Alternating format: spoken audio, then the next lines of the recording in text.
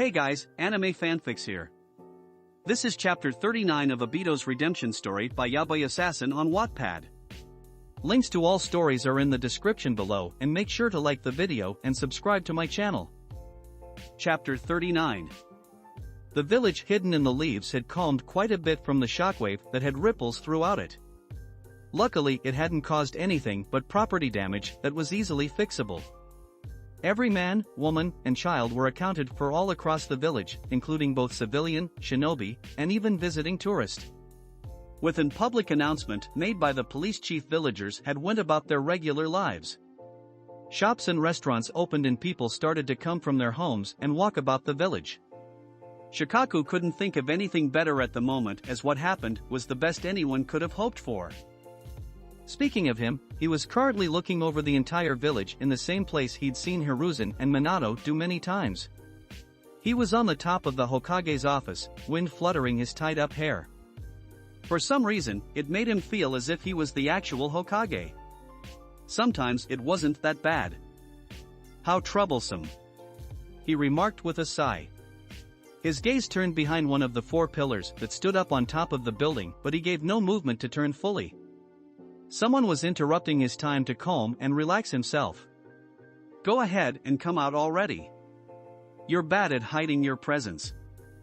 The person stepped from the shadows and he could feel the glare being aimed at his head. The same type of glare he felt at home when his wife did it. So a woman. What a drag. What was that earthquake? She demanded, and this confirmed she was indeed a woman. The police chief gave out a public anno dash. He gave out a load of BS. That was no ordinary earthquake, it had some type of chakra that was fueling it. I could feel it, so I have no doubt it was real, she explained in an interrupting outburst. He turned to see that it was Tsunade who had all but disappeared during her stay at Konoha. Regarding her with a slightly raised eyebrow, he spoke. And to what do I owe the pleasure? I thought for sure you would have been long gone by this time. None of your business, she replied stiffly as she crossed her arms. I asked you a question first and I'd like it answered. Shikaku said nothing in response, letting the wind cover the silence as he thought about how he should respond. Then it came to him. It was from some kind of attack. And don't look my way. I know nothing of why or how it was caused and am in the same predicament as you. Now that I've answered your question, I'd like for you to extend the same courtesy. Why do you care? His gaze was even and didn't show if he would even care about the information he would receive. I'm only doing this to extend courtesy. This is all you'll get from me, she clarified, and he nodded in affirmation. Before she could say anything, the Nara head interrupted, looking at the dull watch on his wrists. Actually, let's put a hold on this. I've got somewhere to be right now. It was time for his meeting that would decide who would be Hokage and the fate of Konoha. No doubt Danzo would rule as he saw fit if he became Hokage, and with the addition of absolute power the position granted, he could see Danzo molding shinobi to his way of thinking. This was it. The day he and his team had been preparing for. He turned and began to walk away, stopping when she called out to him. It's about Danzo, isn't it? He didn't turn to look at her, but he did respond almost casually as he tucked his hands in his pockets. It is. Since you didn't want to become Hokage, we needed an alternative. She scowled when she heard him say that but said nothing more as he walked off. Her fist clung to her side, shaking furiously at the conflicting emotions running through her head. From her own experiences to the battle, to her battle with Orochimaru and the Akatsuki, to the talk she had with Naruto and Sasuke just a day prior. She knew that she didn't actually hate the Hokage position or the village, but she couldn't help feeling resentment towards it all. It not only killed her grandfather and granduncle, but it killed her brother and her old lover. It even cut her sensei's life short and killed Minato, someone she knew because of Jiraiya. From every example she could see, there were no doubt reasons as to why she would hate everything about the village. But she just couldn't.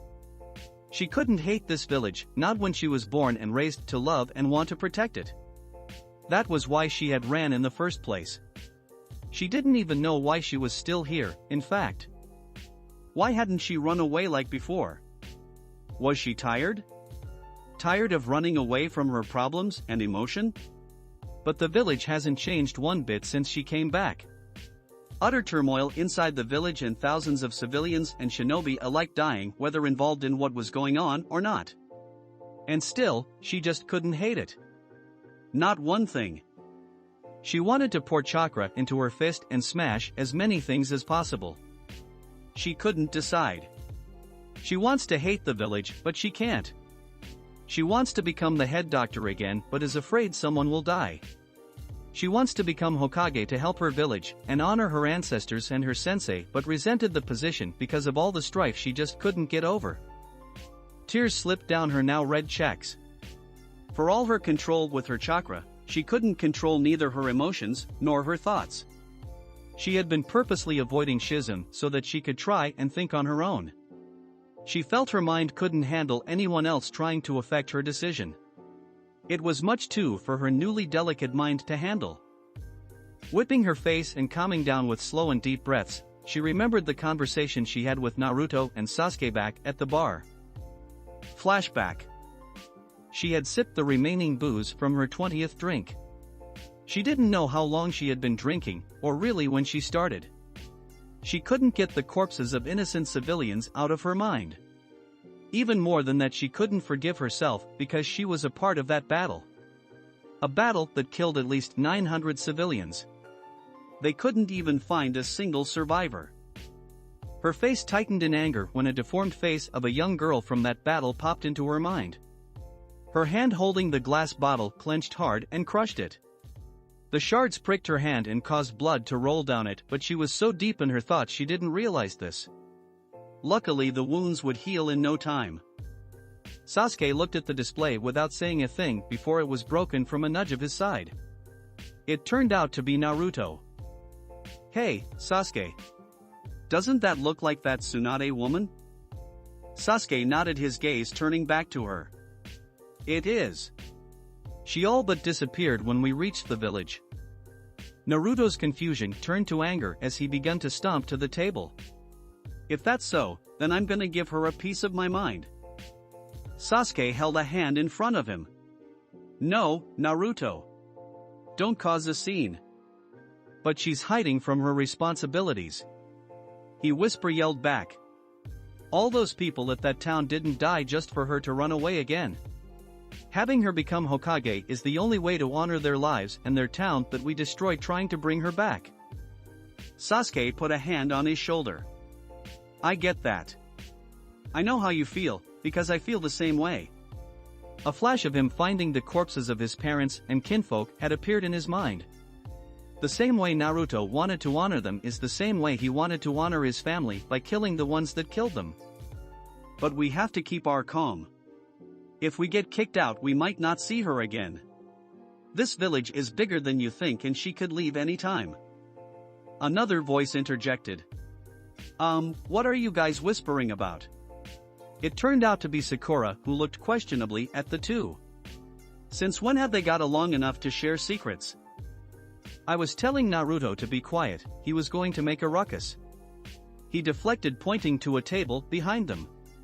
"Can you bring our food we ordered to that table?" "Why do I have to do it?" "Let Naruto do it." "What? Why me?" "Because I don't want to do it." Naruto folded his arms and squinted his eyes, pouting. "Well, I don't want to do it either." Sasuke groaned internally, wanting to smack them upside the head. Luckily they weren't so loud. "Sakura, just do me this favor." Embarrassed and reluctant, Sasuke did the face. "For me." A heavy blush lit up the pinkette's face. "Oh, of course, Sasuke. Anything for you." She dashed away, and it was the fastest Sasuke had ever seen her move. "Glad she's off my back," Sasuke thought. He was broken from his thoughts when Naruto grabbed his shoulders and shook him. "Hey, what the heck was that? What did you do to Sakura?" Sasuke pushed him back. "Move, idiot. We're here to do something, remember." "Fine, let's do it already then." They looked and nodded to each other before heading off to Tsunade. Naruto sat in front of her, taking her mind away from Rusake. He was angry. "Hey, old lady! Where have you been all this time?" To her credit, Tsunade didn't get angry and simply ignored him. Naruto got even angrier at that and slammed his hands on the table. "I know you hear me. Answer me." She took a sip. "Go away, brat." "No. You're coming with me." She said nothing and raised her drink to take another sip. This time, Naruto grabbed it and held it from her. "No more drinking.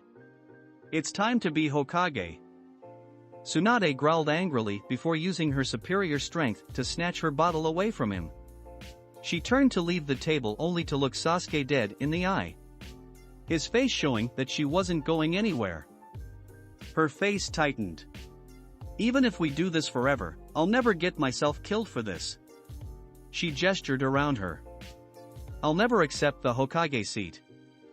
Sasuke rose his chin, looking down on her. "Maybe it's for the best. You look absolutely pathetic." He didn't stop when her glare bared on him. "I've read about you, Tsunade of the Sannin and relative of the first and second Hokage. How could you look at the Hokage position with such disrespect when two of them are your family and another is your sensei?" She gritted her teeth. "You wouldn't understand." "I do." His two-tomo Sharingan blared to life. "I can see your grief clearly. Something happened to you, that's why you hate it so much. Don't pretend you know. Because you don't. Neither of you know. Then let us know." Naruto yelled, leaning forward. "What problem do you have with the Hokage?" Tsunade seriously contemplated telling them, which only made her angry. They were children. They couldn't fix the problem, no one could. They both were gone and weren't coming back. No matter how much she wanted it. When she gave no response, Sasuke took it upon himself. "Fine, if you won't tell us, let me look through your memories. You say we don't understand, so make us. This genjutsu I can make can enable us to feel and see what you felt. I want to know why you hate that position so bad. Enough to forsake your own family." Tsunade erupted in fury, a death glare directed straight at the Uchiha.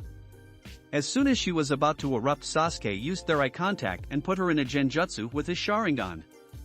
It was a jutsu taught to him by Shisui for his 12th birthday, and while he couldn't use it for most situations, it was quite useful when it needed to be. On the plus side, it was hard to counter, and while a lot harder if you weren't in the right mindset. "Hey, Sasuke. What you do to her?" "I put her in a genjutsu." He held a hand out for him to grab. "We'll both enter to see her memories, but you have to be touching me to come with." Naruto nodded and grabbed his hand. "Let's go." Sasuke nodded and his Sharingan blared a deep red, sucking them into the genjutsu.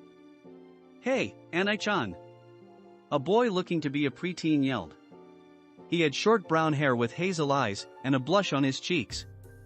He was running through the village, looking for someone. "Hey, he looks a lot like me," Naruto pointed out. "Yeah." Sasuke agreed as the young ninja continued to run about. "Oi, brat. What are you telling so loud for? I'm pretty sure the entire village heard you," a younger Tsunade said as she landed on a building above him. "Ah," he gaped in delight.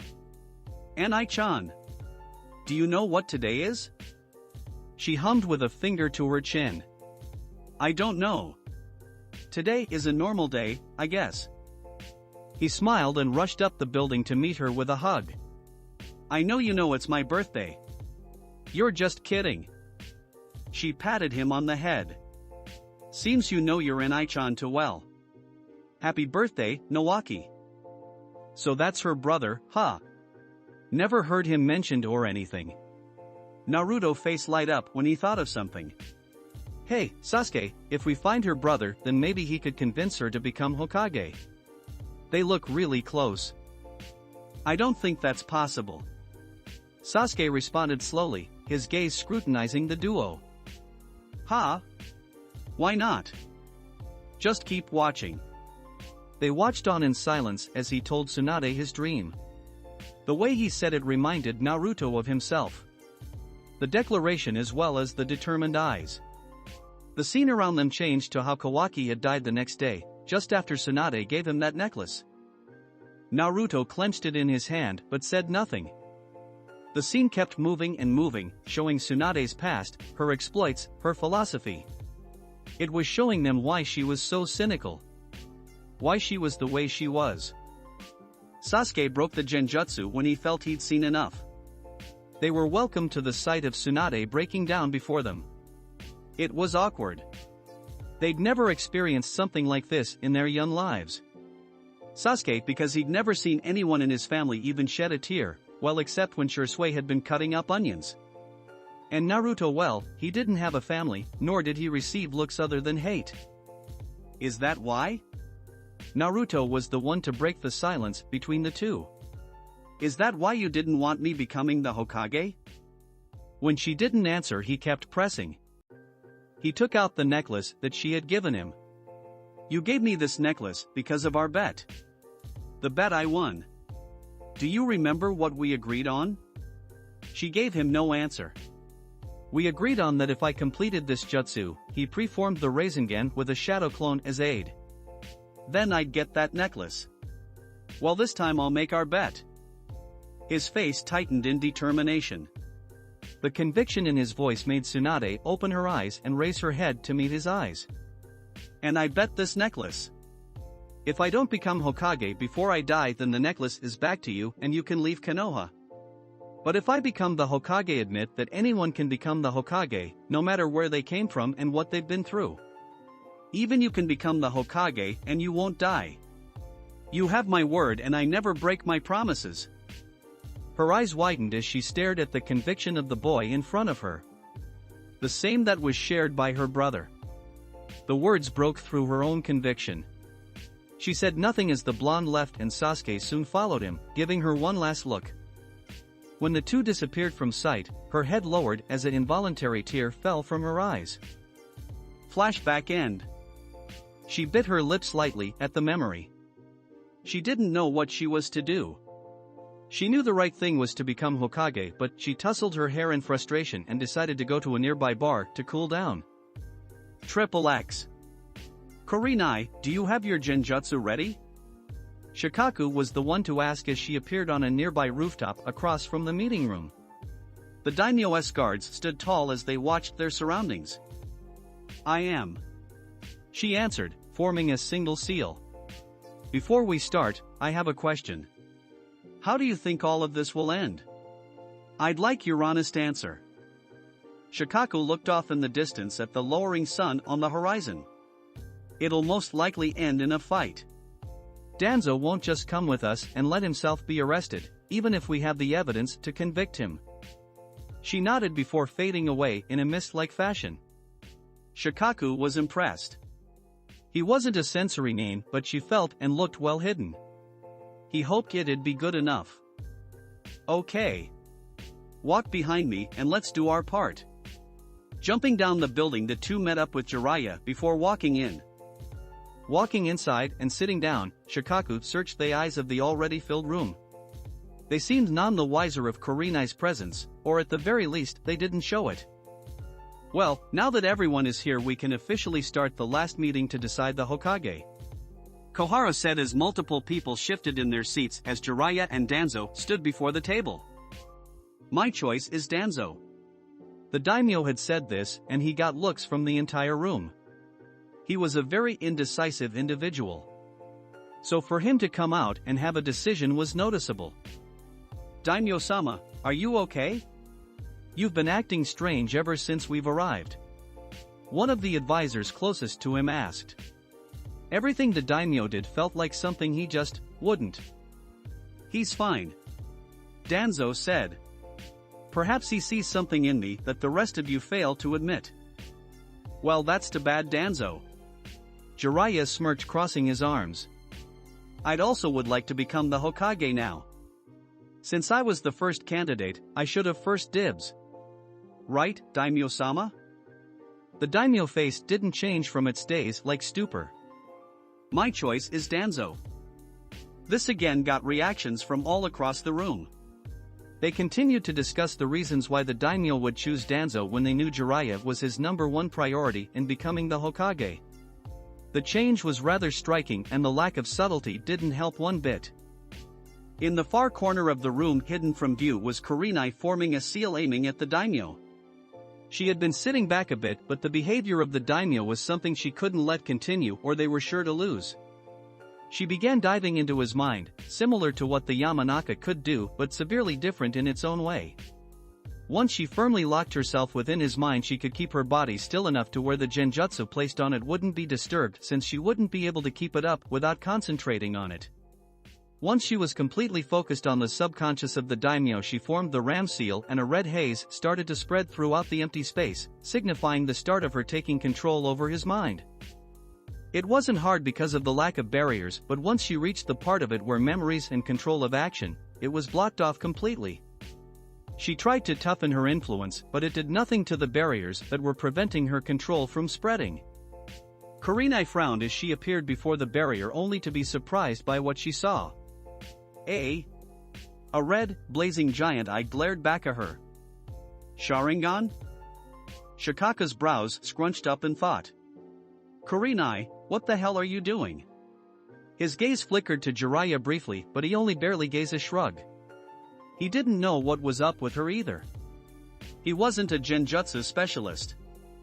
Shikaku grunted in annoyance. He hoped she was making progress. They couldn't keep this up for much longer. Thankfully, luck had seemed to be on their side. The Anbu commander, who had remained silent during the entire meeting, had finally spoke. What he had to say was what saved them. Daimyo-sama, if I may? He leaned forward, his eyes focusing through the holes in the masks he wore. Are you feeling unwell? I've noticed your chakra is fluctuating at an abnormal rate. I sense nothing, said Danzo quickly, trying to deflect away from the fact. Shikaku took the opportunity that had presented itself masterfully. Now that you mention it, his gaze locked onto Danzo as they had a bit of a staring match. I do feel something is wrong with the daimyo. The fact that he's decisive and is choosing Danzo over Jiraiya is what strikes me as odd. Perhaps he sees how foolish the Sannin is and has found another that could actually help the village. Danzo blared at Shikaku, not too subtle. We don't need some drinking gambler, or a disgusting pervert who can't control himself.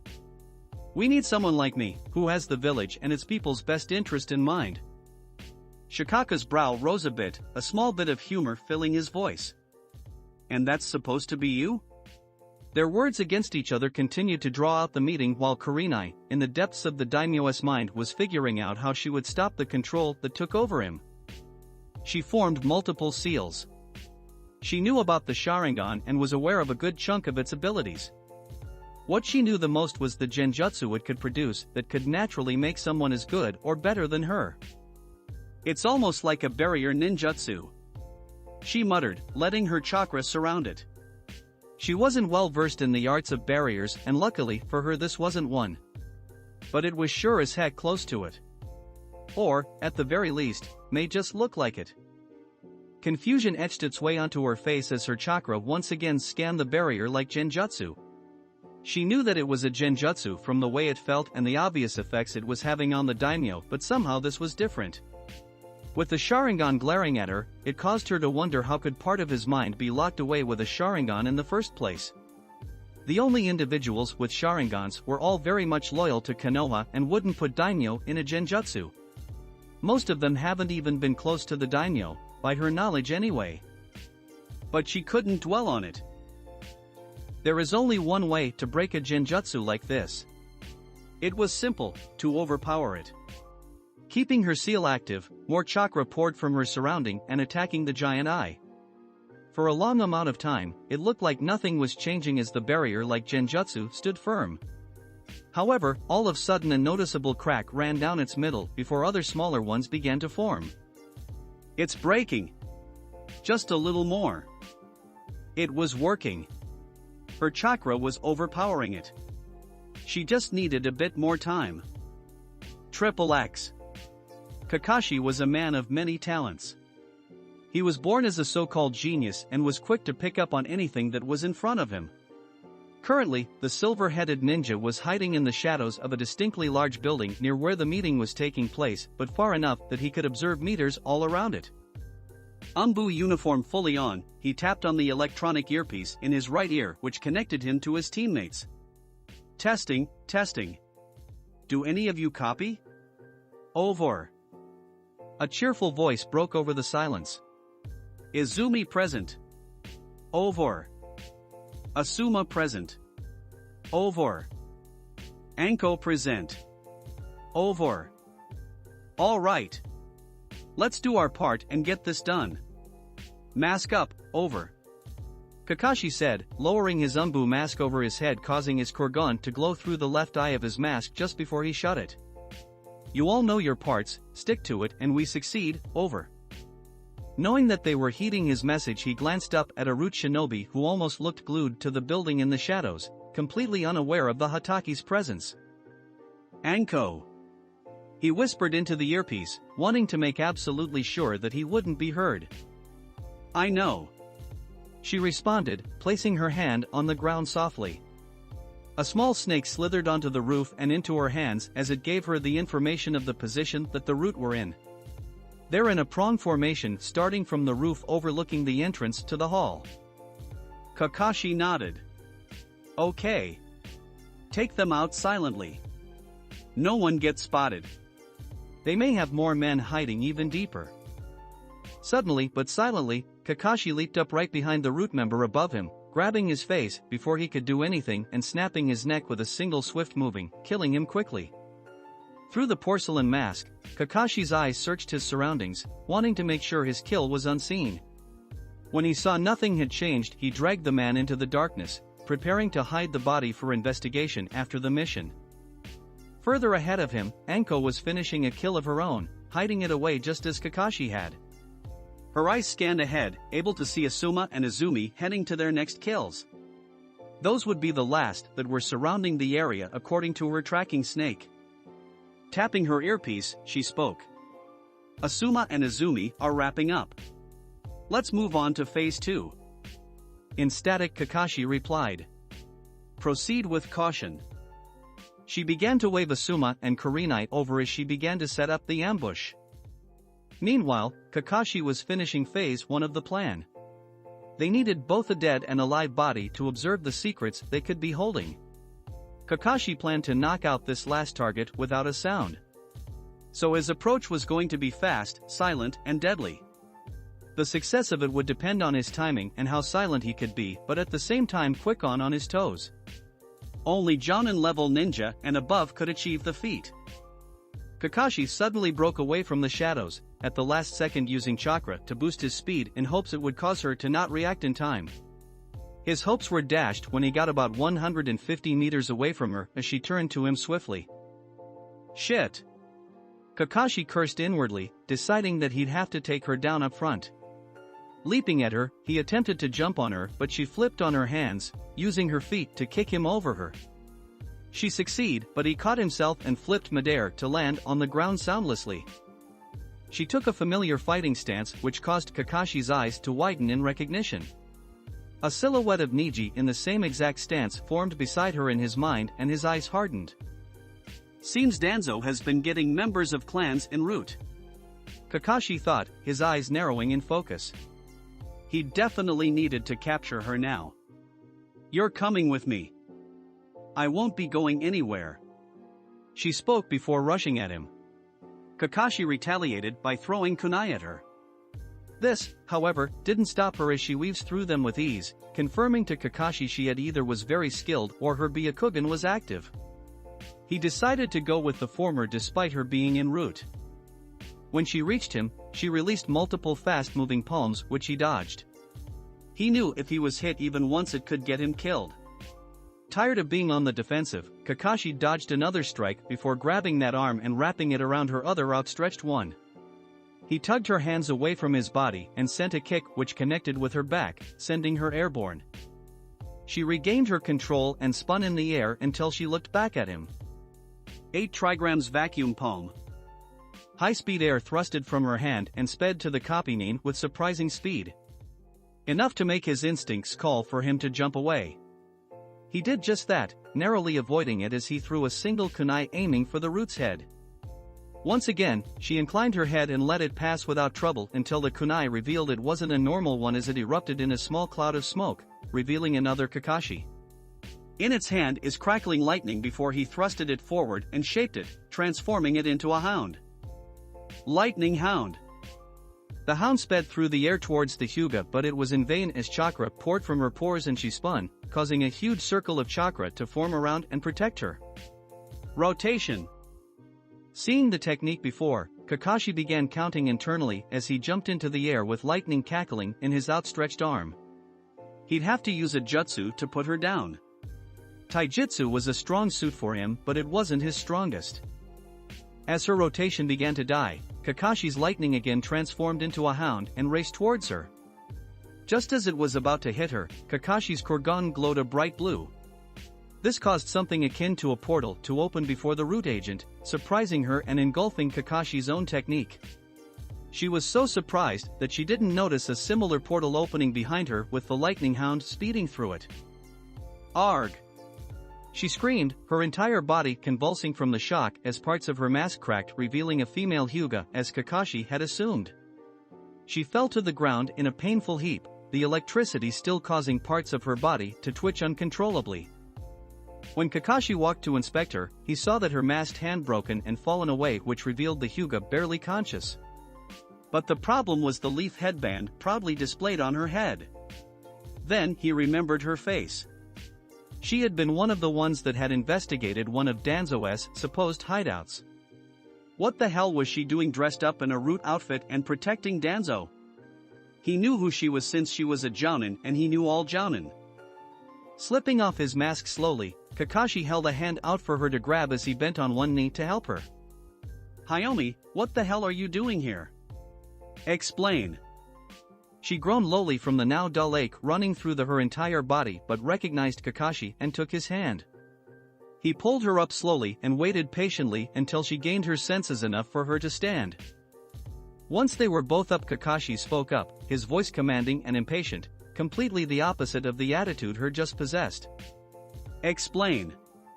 She, however, had her own things to say. What are you doing here? And with all that gear? Kakashi gave her a look. I asked you first, but I don't have a lot of time to spare. A team and I have been assigned to take Danzo in for questioning. We also came across his subordinates, so we decided to kill or capture them. Now you answer my question. He decided to lie about the mission, not wanting it to leak, just in case. She looked down, her Byakugan deactivating.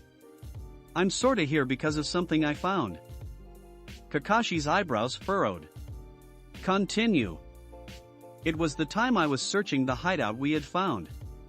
My team and I had just reported in that we didn't find anything of use, but I had a strange feeling about that. So during the night I snuck back into it and found this. She pulled a scroll out and formed a seal. A puff of smoke later and it revealed a picture of what looked to be two brothers. She pointed to the one on the left, looking to be the older one. I've met him before, during my time at the academy. He had gone missing, but the search had dropped after only a couple of days. I looked into it and I found out that it was not only him but his brother as well.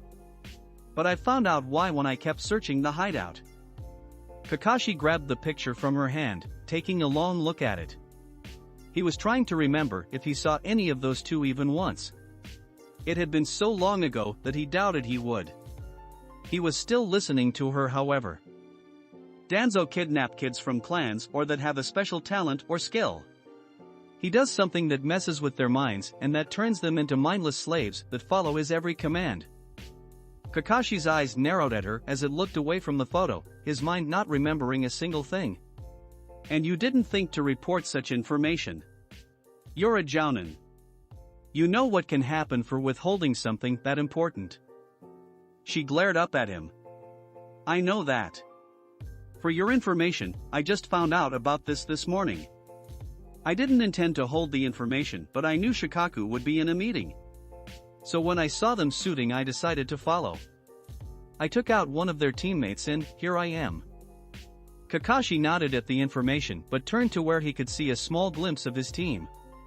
What you did can be discussed later. Go home and keep what we're doing a secret. Consider it S-class. He was about to leap away when she stopped him. Wait. I'd like to come with you. Kakashi turned to her. Let's go then.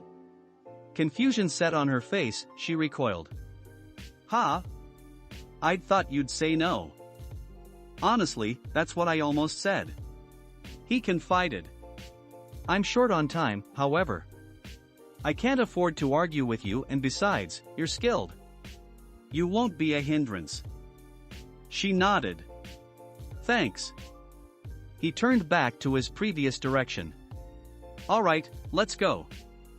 Triple X. Ugh. Kurenai gave another grunt that was a mixture of concentration, frustration, and the toll of using the technique cause starting to take on her body. The giant Sharingan barrier had a lot more cracks in it, but it still showed no sign of breaking. The worst part about the whole thing was that now she could hear clearly what was going on the outside. She could hear Shikaku and Jiraiya try to extend the meeting and Danzo trying to end it by becoming Hokage, using the daimyo S word as a catalyst. It began to frustrate her until she realized something. That the daimyo could end the meeting anytime he wanted. If Danzo had full control over him, then he could simply say, I appoint Danzo as Hokage. Dismissed. Or anything similar, and that'd be the end of it. The fact that he was only saying that his choice was Danzo led her to believe that Danzo couldn't make him say complex things and could only give him a certain command to say. If he used his Sharingan, then this tells me that he isn't proficient with it. I need to get this information to Shikaku though.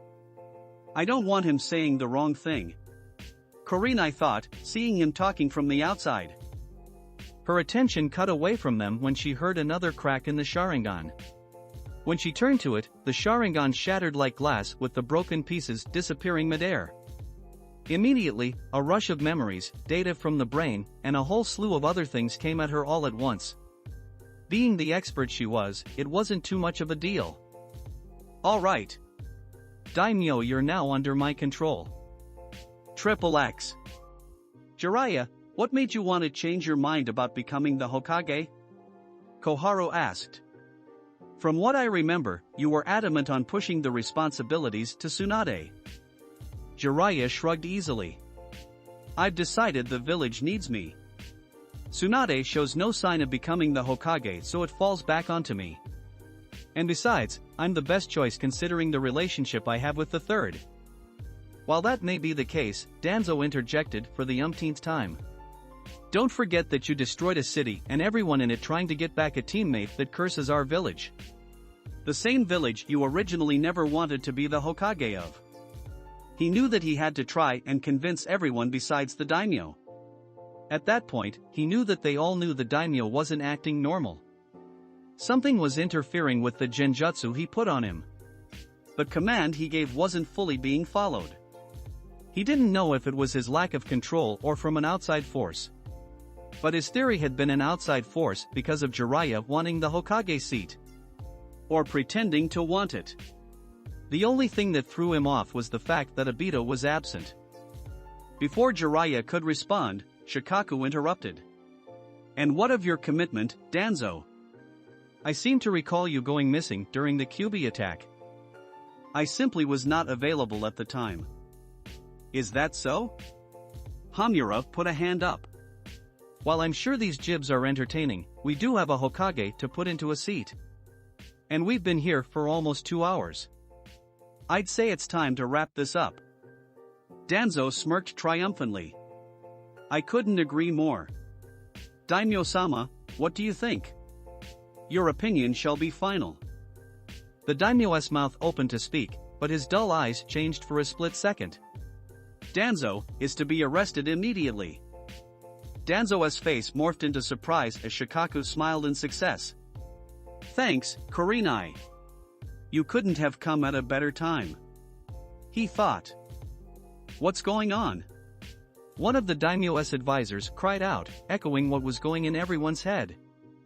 The daimyo stood from his seat, pointing at Danzo frighteningly, who sat in his seat surprisingly calm. He put me in some illusion. It was making me choose him to be the Hokage. The Anbu Kamader's piercing glare turned to Danzo. I knew something was going on when I felt his chakra. Danzo, you're under arrest. Danzo smirked. Sorry, but... He was stopped when a shadow ran along the ceiling and caught his. His eyes turned to a smirking Shikaku.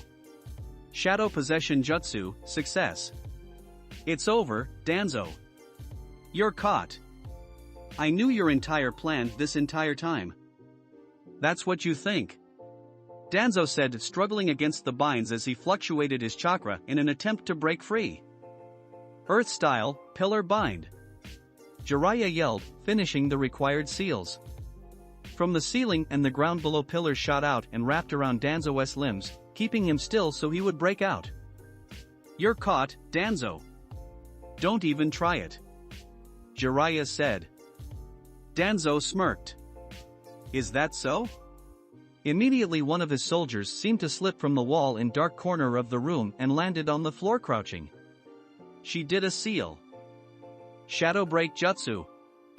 Her shadow extended and rushed towards the one keeping Danzo still. Once it reached it, broke it apart, the control Shikaku had. Damn it! Shikaku muttered as his shadow returned to him.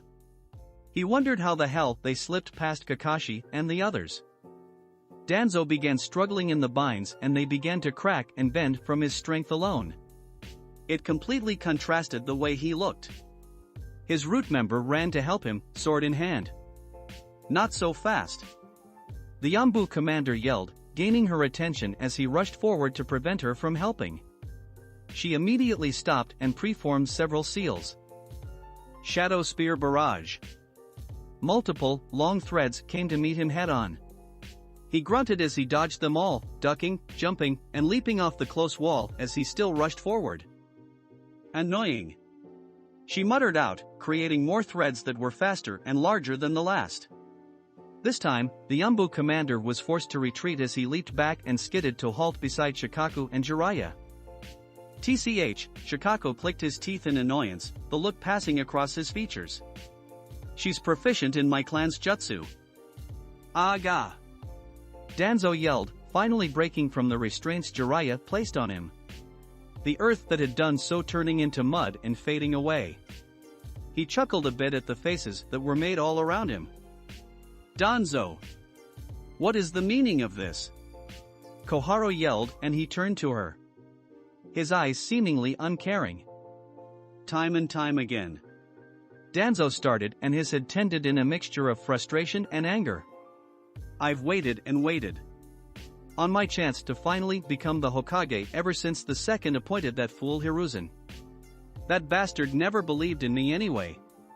He always favored Hiruzen. His hand clenched into fist as his chakra flared. Well, no more waiting. If I can't get what I want now, then I'll take it. No one cares for your pity party. Jiraiya said.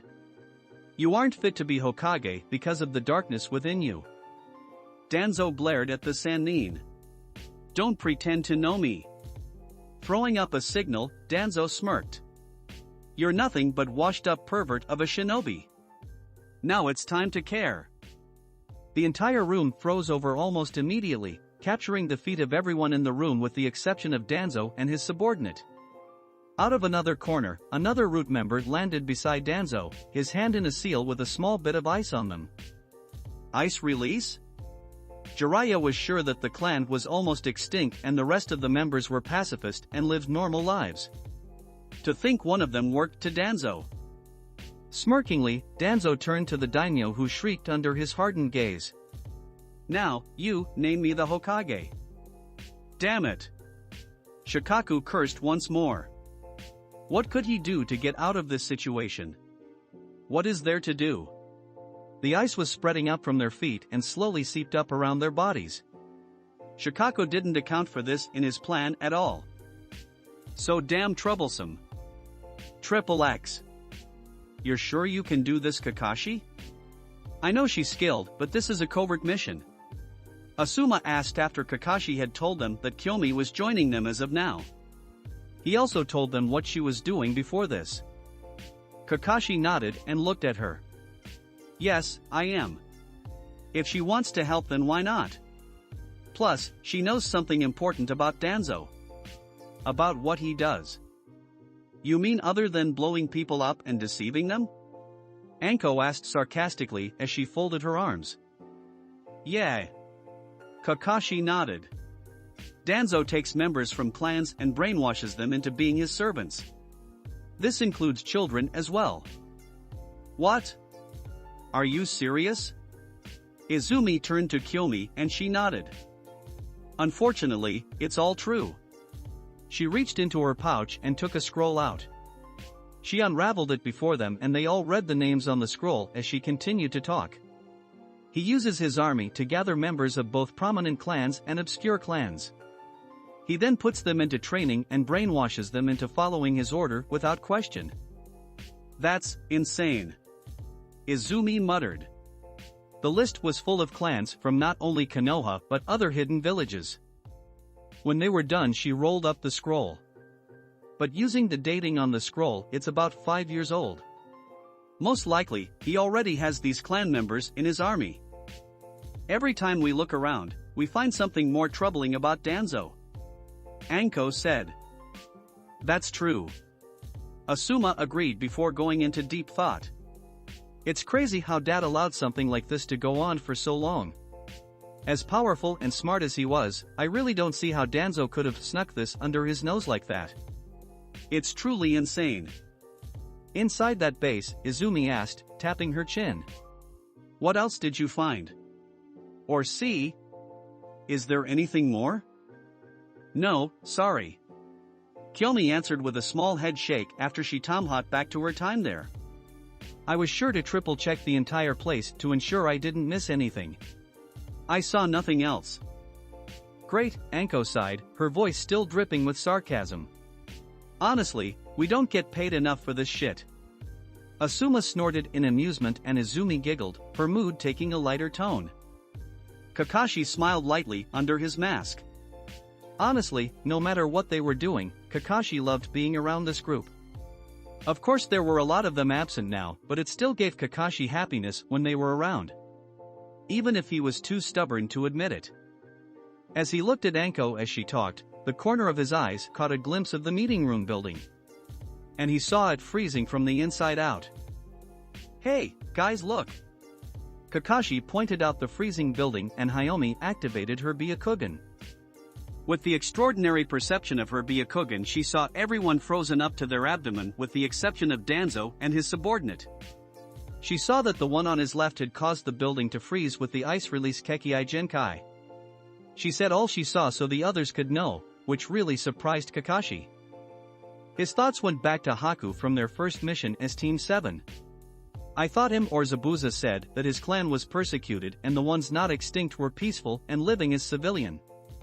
Seems Danzo got his hands on someone else. His eyes narrowed into slits. And he's more proficient than Haku. Deactivating her Byakugan, she spoke and her face hardened. Danzo distracted on them.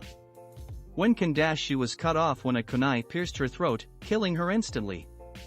Blood was splattered over Kakashi's mask as he was the closest to her and watched in shock as she fell to the floor with a heavy thud, unmoving. Snake wrapping barrier. Semi-giant snakes broke from Anko's arm and slithered around them just as more kunai hit their scales, sticking in it. Damn it! Kakashi yelled as both he and Izumi overlooked Hayumi's corpse. It was more of Danzo's root. Asuma urgently informed. It looked to be like 40 of them or so. We have to be ready. A small tear sliding down her face, Izumi promised to avenge her whatever way she could. As she did this, Anko heard a sizzling noise, one she recognized almost instantly. They're using explosive tags. We've only got a couple more seconds until they explode. Sorry. Kakashi thought as he looked at the corpse, placing his hand on the ground and funneling chakra through it. The ground beneath them crackled with lightning before the floor caved underneath them just as the tags went off. When they landed below the roof, Kakashi held a seal up and started using Earth Style to fill up the hole. They must have knew we were already after them and set up their own ambush, Asuma theorized. And probably lured us using those other as bait, Anko reasonably added. Honestly, the way they used their own comrades was sickening. We should split up, Izumi suddenly stated with thin lips, almost hesitating. She decided to reason before they protested. It's 40 of them out there. If they aim at one of us, it would practically hit us all. Especially if we try to watch each other's back and get hit ourselves. Kakashi nodded, his gaze turning to Asuma. We'll split up. Asuma, you go and save Shikaku and the others. It's for your father's legacy. So I know you'd want to do this. Asuma nodded and his face hardened, turning to the window facing the meeting room. He couldn't look for long as the entire building seemed to go up in flames with a large explosion, rocking close by parts of the village. The impact could be felt blocks away. No one was hurt as they all fled through the black smoke, getting 10 root chasing them each. As they began to deal with this problem, they had no idea what was about to come. XXX. So, what'll it be? Danzo's voice was as cold and merciless as the temperature inside the cooling room. The question was directed at a shivering daimyo who looked scared out of his mind as Danzo walked closer and closer. Will you name me Hokage, or will I have to kill you and name myself? Your choice.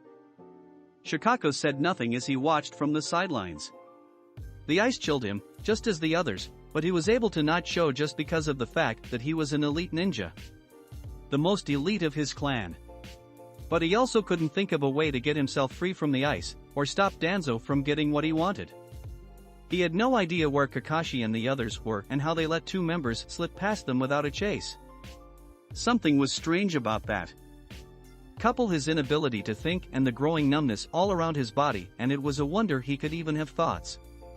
But he pushed past it. He had to. Even if his skin felt as if 100 needles were piercing him at the same time. Jiraiya to his side looked no better off, but looked resilient enough to give a withering glare directed at Danzo. His voice came out shaky but somehow firm. Stop. Don't get any closer to him. Danzo blatantly ignored him, continuing to berate the weakling before him in his slow gait. Jiraiya gritted his teeth in a mixture of anger and frustration, but it came out as more of a shudder than anything. He was waiting to see if he could still use Sage Mode with his body still like this, but he hadn't felt any different chakra running through his coils yet. Danzo had finally made it to him, causing fear to drain the life from his eyes at his glare alone. Danzo, Koharu yelled. This path you're taking. Are you dash? Shut up, he said lowly, his eyes narrowing even more. He was more than annoyed at hearing her voice. He suddenly gripped the open neck of the daimyo. You failed to speak after I so graciously gave you a chance. I'll become both the Hokage and the daimyo now. Wind chakra surrounded his palm and his grip tightened on his neck. His palm felt as if were a knife itself as the gargling spouse escaped the gaping mouth of the daimyo before his neck sliced open, killing him. What was left caused his head to slump over on the ice that was restraining him, which caused his blood to run down it. Everyone in the room was shocked to silence, the display more than cruel. Danzo smirked as he turned to his stunned audience. I declare myself both Hokage and daimyo. And you all on the death penalty for defying me. XXX. Kakashi landed on the building a ways away from the explosion of the building. But he couldn't rest as Root members tailed him. Definitely more than 10 chasing me, Kakashi remarked internally, quickly counting their numbers as they sped at him. Finally, one of them reached him and rushed to attack him. He masterfully dodged and kicked him away as another Root took his place, smashing into the roof as he landed. Kakashi had managed to leap back to get out of the way but stumbled as the roof began collapsing. He wouldn't get a break as the one he kicked away earlier came back rushing even faster and several kunai came rushing him from the side. He grunted as he dodged a particularly fast strike before succeeding with a low kick to the stomach. He gripped him tightly and used his body as a shield against the kunai before jumping away as the roof crumbled. Landing on the side of another, larger building, he saw that the size of the Root members had nearly doubled. He had to question whether there were more hiding but couldn't get the answer as they surrounded him. Earth-style, rock barrage. From behind the Root, giant earth boulders formed before rushing and smashing into several of them, smashing them. Others were able to get out of the way as they leaped high into the air. Lightning blade. Kakashi yelled, lightning cackling in his hat as he rushed into the air after the Root members. His speed caught them off guard and he sliced through them like a knife through hot butter, getting faster and faster the more he mercilessly cut down. The strikes were fast and swift, leaving them with just a moment of pain. Finishing, Kakashi landed on the ground and looked behind him. Thanks for that. Saved me some chakra. Ganma landed on the building slightly over him, regarding his thanks with a small nod, seeming in a hurry. Don't mention it. Let's get going, there's tons of more all around here. Meanwhile, Izumi backpedaled, dodging a multitude of kunai before a particularly large member rushed her. Her Sharingan blared in defense and she let him strike first. His fist went past her as she dodged and lodged itself into the ground. She had whipped a kunai out and threw it at his down hand. He let out a grunt as the kunai embedded itself through his hand and sticking it into the ground. She flipped over his body and cut his throat open with another kunai she took from her pouch. She used his body as a spring to leap away from several kunai aimed her way. She landed on the side of a water tank as multiple Root rushed at her from every direction. Her competitive side came out with a smirk as she formed a seal. A puff of smoke surrounded her and when they dissolved, it revealed to conceal two long blades strapped to her back. She gripped the hilt and her chakra expended from her body. Uchiha style, flame dance. A circle of flames engulfed her as she swung her sword, slicing clean through everyone in her way. She sheathed her sword as her gaze switched upward to see more Root members passing overhead. There weren't nearly as many as this. How could they all be hiding without us knowing? She couldn't even bother answering it as Root swarmed her again. Her Sharingan glowered, aiming to anticipate every movement. She jumped away just as they reached her and landed atop a nearby building. A sword in hand she yelled, "Come at me!" Silently, they all did. One leaped after the other leaped at her as she pulled one of her swords out. She ducked under a punch and swept one's legs before using his body as a springboard to twist in the air and throw explosive tags at the down man. Every member in the vicinity were killed in the explosion, but Izumi paid it no mind as she continued to weave through and kill every Root member that came her way. She wielded her blade masterfully, using it to slice through anyone in her path. While she continued her own rampage, the sound of the incense fighting had woken some of the more elite shinobi in the village. Around different districts, even more fight broke out between Chunin and Root as the village became more privy of the situation. One such Chunin was Irika, using a clipboard to the closest houses from the academy to evacuate all children and civilian parents. Jumping between buildings, he asked, "What is going on? Is it an enemy?" Another teacher joined him on the roof and asked, "Found any yet?" Irika nodded his head. "A couple. But with how many there are, it'll take hours to get them all." The teacher turned forward and muttered a curse. "We don't have that kind of time. I don't know what's happening, but there has to be some way to get the kids out of danger." "You're right." Irika agreed. "We need to find that way. And fast." They leaped from building to building in silence after that, not in deep thought on how to proceed next. That silence was broken by the teacher. "Irika! Look out!" The teacher yelled, getting in his way. Irika figured out it was to protect him as a hail of kunai and shuriken. "Ken!" Irika yelled, but had no time to say anything else as he leaped away a safe distance, attempting to use the darkness of the area to hide. "Come out and surrender." It was a woman's voice. "You do that and you live." Not a chance. He decided internally but made no move. Smirkingly, she said, "Fine, have it your way."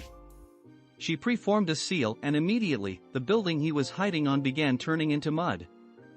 Initially, Irika panicked as he tried to get a grip on the mud. It was impossible, and he slipped easily and began to fall towards the ground. As this happened, he saw from the corner of his eyes she jump of the side of the building, lunging at him with a katana in hand. She was fast. Before he could move, she stabbed him through the abdomen. Suddenly it turned into a log, surprising her. Substitution. Behind her, Irika launched kunai at her.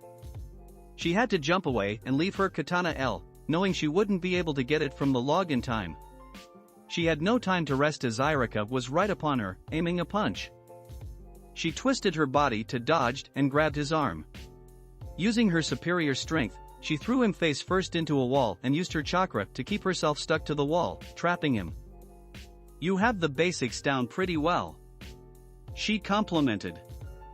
Irika turned to look at her masked face with a smile. "Well, I am a teacher. Can't teach my students something I don't know how to do." "Well, Mr. Teacher, let me teach you something." She reached into her pouch and slowly brought out a kunai. "I'm sorry, but you can't teach me something without knowing the basics yourself." His smile increased. His body began to fade away, surprising her. She felt something touch her back and she turned slightly, stunned she fell for such a trick. Irika had placed an explosive tag on her back. That's the clone technique. Can't get out of the academy until you've mastered it. He jumped away as the tag went off. He landed on a nearby building and looked at what he did. It wasn't a large explosion, but it clearly could do enough damage to hurt a shinobi, especially one caught off guard. The smoke cleared and her body was unmoving. Irika gave it a almost sad look. He didn't like killing, but it was necessary in his profession. He took off as a voice transmitted in his head. "Hello, hello? Is everyone hearing me? My name is Inogi Yamanaka, Jounin of the Hidden Leaf. Danzo and his men are attacking the leaf, aiming to take the Hokage position by force. His men are dressed in dark clothing. Subdue if you can and kill if you must. Evacuate if you aren't a shinobi or are in the academy." This is crazy, Irika thought. 2 attacks on the village back to back. Triple X. No way. Itachi muttered, sitting up from his chair beside the bed of his unconscious friend. This is what Izumi was involved in. His gaze turned to his friend. "Be safe, sure sway. I'll be back to check on you later." His body turned into crows before they flocked away, leaving no trace of him. "No way," Choza muttered, and he too made his way to the surface. Triple X. Good. Now the whole village knows. Anko said, her abdomen covered in her enemy's blood as she finished killing her percentage of the root. She grimaced and griped her neck. She just used a lot of chakra and her curse seal was beginning to act up. Calm down, calm down. Don't get tempted by his power, Anko told herself, clenching her eyes shut. She could feel the power of the curse mark tempting her, begging her to let it free. With one last sigh, it calmed. Going from burning red to black.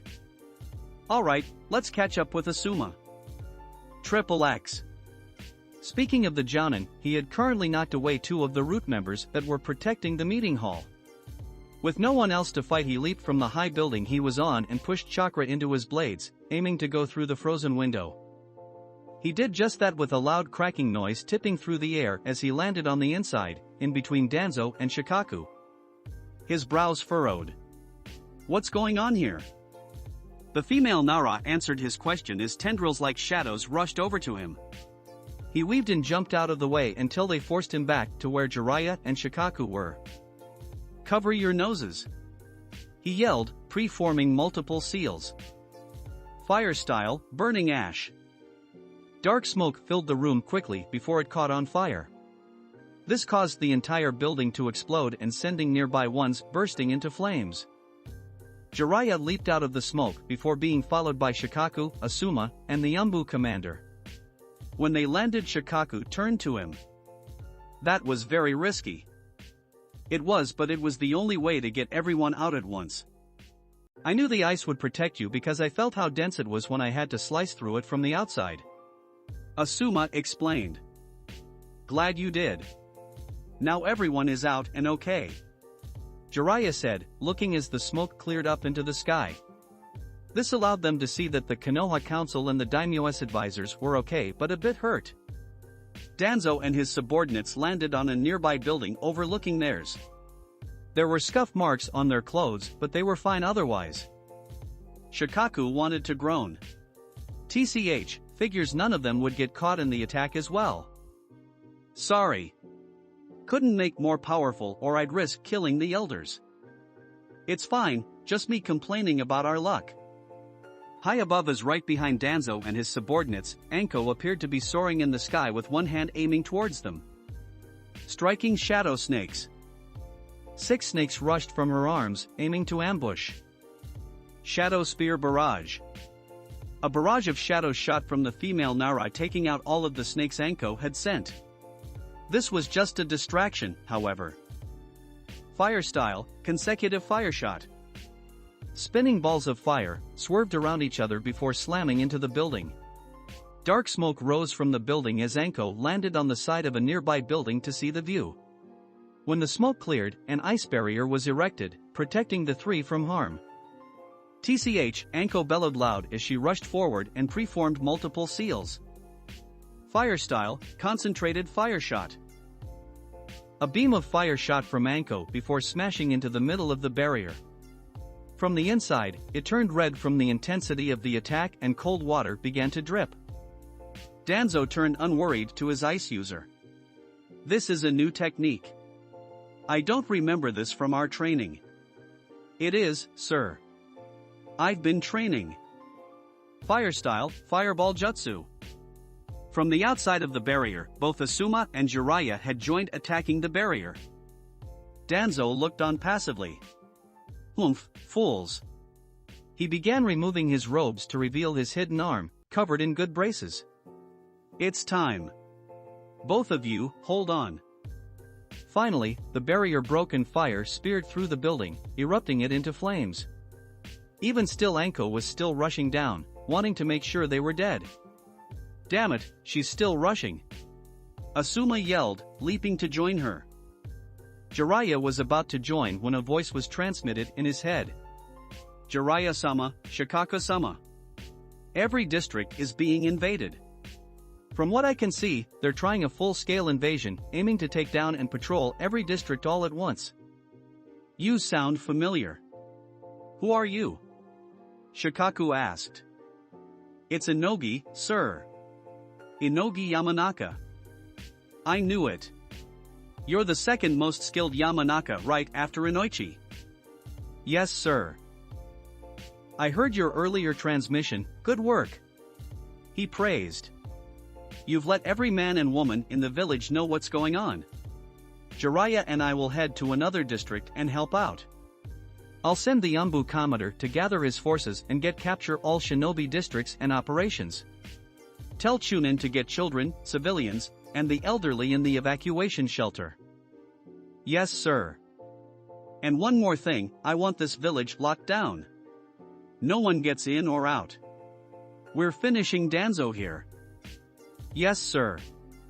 Coming out of the transmission, Shikaku told the Umbu Commodore his plan and he and Jiraiya left.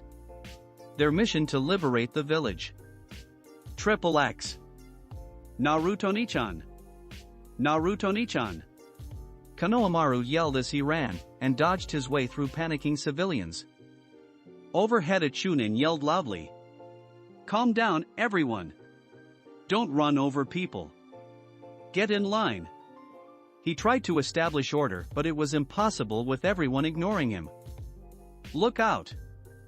The building he stood upon exploded, sending Konohamaru and anyone else flying from the impact. He landed on a wall meters away and groaned from the pain. He began to get up slowly as more explosion went off in the distance. These explosions had gone off in the middle of a large crowd, killing dozens. Others that could get away did just that and others hid. In the middle of the broken road was a large root member, stalking his way over to Konohamaru. Ouch! He muttered, gripping his shoulder, trying to take away the pain. Time to die, kid. He held up a kunai and Konohamaru backed away scared. What the hell is going on? Tsunade had come out of a bar and muttered that to herself. She heard what the Yamanaka had said and she was surprised at the lengths the old coot would go. She walked onto the scene of Konohamaru pressed up against a wall and a root member cornering him. I am not scared of you. You wouldn't hit Lord Third's grandson. Oh, I wouldn't. The killing intent told Konohamaru otherwise and he pressed up against the wall, scared. Naruto and Ai-chan wouldn't be scared. Don't be scared. Use the jutsu Nichan taught you. Konohamaru thought, willing was his fear and getting up to glare defiantly at the root member. He held up a seal. If you won't quit then I'll use my ultimate jutsu. A puff of smoke erupted around the academy student and when it uplifted it revealed a voluptuous woman with Konohamaru's features. Sexy jutsu. This can take out Lord Third. There's no way he can resist. The root member looked on unmoving and the mask he wore made it all the more unnerving. The kunai he gripped was thrown into Konohamaru's shoulder, bursting him from his jutsu and causing him to lean over in pain. He gritted his teeth at the pain as he gripped his shoulder. Walking forward the Yambu asked, who'd make a foolish jutsu like that? It was my boss. Don't ever say anything like that. He'll become Hokage and then I will after. Tsunade's eyes widened as she remembered Naruto saying the same thing. Then her brother. Then her lover. Lord Danzo is the true Hokage. The fool you speak of will be dead soon enough. He gripped another kunai and launched it at the academy student's head. Konohamaru hadn't even been able to see it before someone was in front of him grabbing the kunai, inches away from his face. Hey brat, Tsunade half turned to the boy. You know Naruto? He's my boss, my rival. Tsunade turned and chuckled a small bit and Konohamaru thought she was weird until she spoke. You'll make a fine Hokage after Naruto. So, don't die until that happens, okay? Oh okay. But, old lady, who are you? I'm the 5th Hokage. She speed forward and launched her fist into the root, sending him flying into a building and killing him. Konohamaru's eyes had stars in them. Wow, so cool. Tsunade turned back to him with an outstretched hand. Come on. You're with me. Triple X. Ganma, when are the clan leaders scheduled to return from their missions? The two were jumping low in between buildings, wanting to use a little chakra as possible and engage as little as possible. Their objective was to help with Danzo so they couldn't get distracted by fodder. Nowhere near this time. He answered. But Guy should be heading here by now. In fact, he should be back in a couple of hours if I'm not mistaken. I'm assuming that's him going at youthful speed. Kakashi said and Ganma nodded. Caw! Caw! Caw! Crows yelled all around as a large flock began circling a building, forming something in the middle of it. Ganma looked a bit worried as he stopped on the side of a nearby building and Kakashi stopped across from him. What's that? Don't worry. That's just Itachi, it's his way of an entrance. Kakashi led Ganma to the roof where Itachi had fully formed with one last caw. He looked at both of them. What's the situation? I'm sure you heard the transmission so I'll keep it brief. Ganma said. Danzo and his forces are attacking. Some of them are special though. Some of his men are from clans and possess Kekkei Genkai. He's using them to help him take over the Hokage position by force. He nodded and turned to Kakashi. And where's Sensei? He isn't with you? No. Earlier there was this massive shockwave, I'm sure you felt it. Itachi nodded. He went to go investigate what caused it. I don't know anything more than that. What about Shisui? How's he doing right now? Fine. He's been put in a medical coma to ensure he heals correctly. I never asked, but how did he get an injury like that anyway? He was on a simple scroll run to a village. Beside that, There's not a lot of people that can even fight him, much less put him in the state he's in now. That's true. He had discovered the base of the secret organization, the Akatsuki. They found him and he had to fight 3 members at once. He fought well against them and even damaged them pretty well, but he was outmatched somehow. But he did find very important information about them. I won't divulge it now, but I will tell you later. Kakashi nodded. That's fine. We're dealing with something right now anyway. No reason to worry ourselves over something else. Q. Right after he said that, Jiraiya and Shikaku arrived and landed on the building they were on. Shikaku looked at Itachi. Glad you're here. What about Shisui? Not in fighting condition. Shikaku nodded. Understandable. I've seen the report. Anyway, he turned to regard them all. I'm sure you all know what's going on now. This is happening everywhere, so we need to split up from here and take back control over the village. And what about Danzo? Kakashi asked. Who's going to take care of him if we're doing something else? Asuma and Anko are fighting him as we speak. They're both top-level jounin, so I'm sure they can handle themselves. If I'm assuming correctly, it shouldn't take long to finish our side of the operation. Then we help them take Danzo out. Is that wise? Itachi asked. Danzo could have something up his sleeve that not even you could see coming. They could be caught off guard and get killed. That's true. But they are jounin. They know what their mission is and know what they have to do to accomplish that. We have to leave our trust in them. We have our own side to complete. I think he's right. Jiraiya agreed. We have our own battles to settle. A voice suddenly cut into their conversation. Hey! Can anyone hear me? Please speak if you can, this is very urgent. We can hear you, Inogi. Shikaku yelled telepathically. Great! Danzo's men having taken control of the jounin standby station all the way up to the barrier core. The places in that area are swarming with root. What's our move, Shikaku-sama? I'll connect you to everyone in the vicinity. Tell them to move away but make a perimeter along the outskirts of the area. That means from the Academy Park all the way to the eastern side of the wall surrounding the village. I want them cornered. No one will get in or out unless it's Kakashi Hatake, Itachi Uchiha, and Danma Shiranui. I'm sending them in to deal with this problem. Yes, sir. The transmission cut off and Shikaku turned to the ones he was sending in.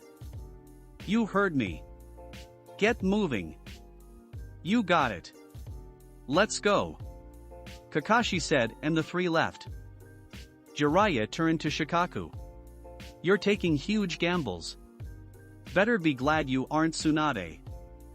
All our shinobi aren't in the village. I have to be choosy on where I send people if what we know about Danzo is true. Now let's go. We have our own mission, so let's get a move on. Triple X. That couldn't have worked. I don't believe that old fart is dead. Anko thought, falling through the air. Her eyes widened when she caught a glimpse of something. What? A large tree bloomed from nowhere, completely destroying what was left of the building and surrounding area. Large, dangerous, and fast roots sped at Anko. Asuma saw it and threw in kunai with an explosive tag attached to it. It lodged into the fast-moving branch and exploded before reaching Anko. Asuma zoomed through the air and caught Anko before landing on a faraway building, one that was fortunate to not be destroyed by the large tree that bloomed out of nowhere. What the hell was that? Anko asked when they separated. It looked like wood style. What the hell? Jumping from under the tree, Danzo's subordinates leaped up to the building where the 2-leaf jounin stood on. The shadow user was the first up the building and released her shadow to capture both Anko and Asuma. The both leaped into the air but were met with ice shards raining down upon them, forcing them back down as they lodged deep into their flesh. This time, the root had caught them with her shadow, forcing them down. Anko's eyes widened in surprise. Damn it, we're caught. The synergy between them was next level.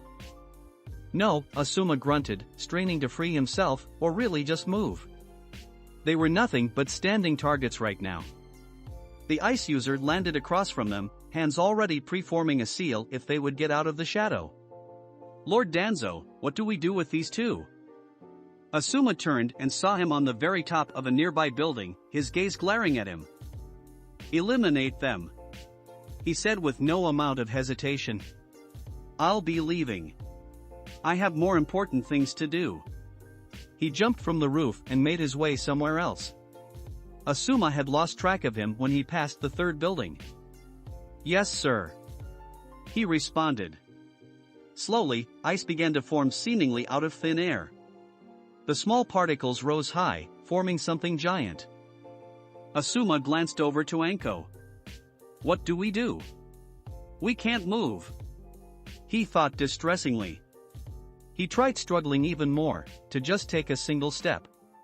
But it was completely useless, and by the time he looked back up it was a large block of ice that had been formed. It was so big, Asuma estimated it would take out not only them but the surrounding area. Really, anything 30 meters around them.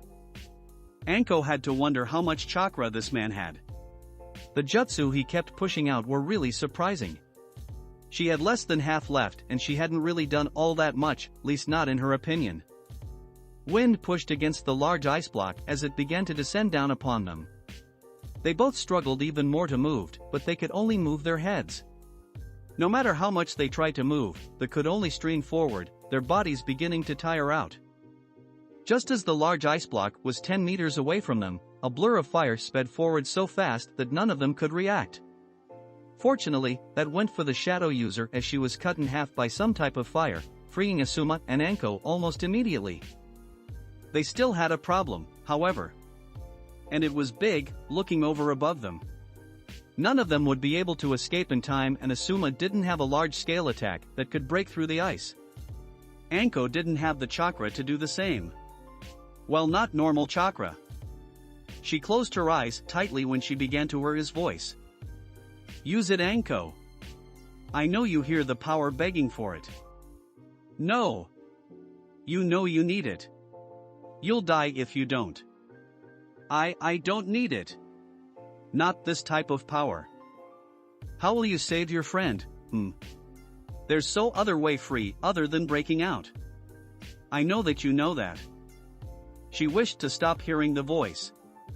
It was making sense. Make your decision. Use my power. You know you need it. No, she muttered out loud, feeling the chakra running in her veins.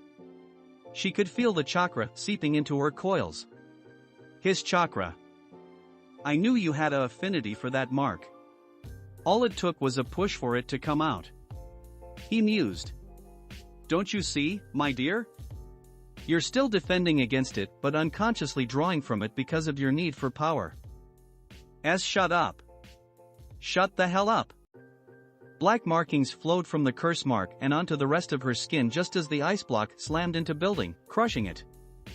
Izumi turned around in midair as she was moving through the air, looking in disbelief.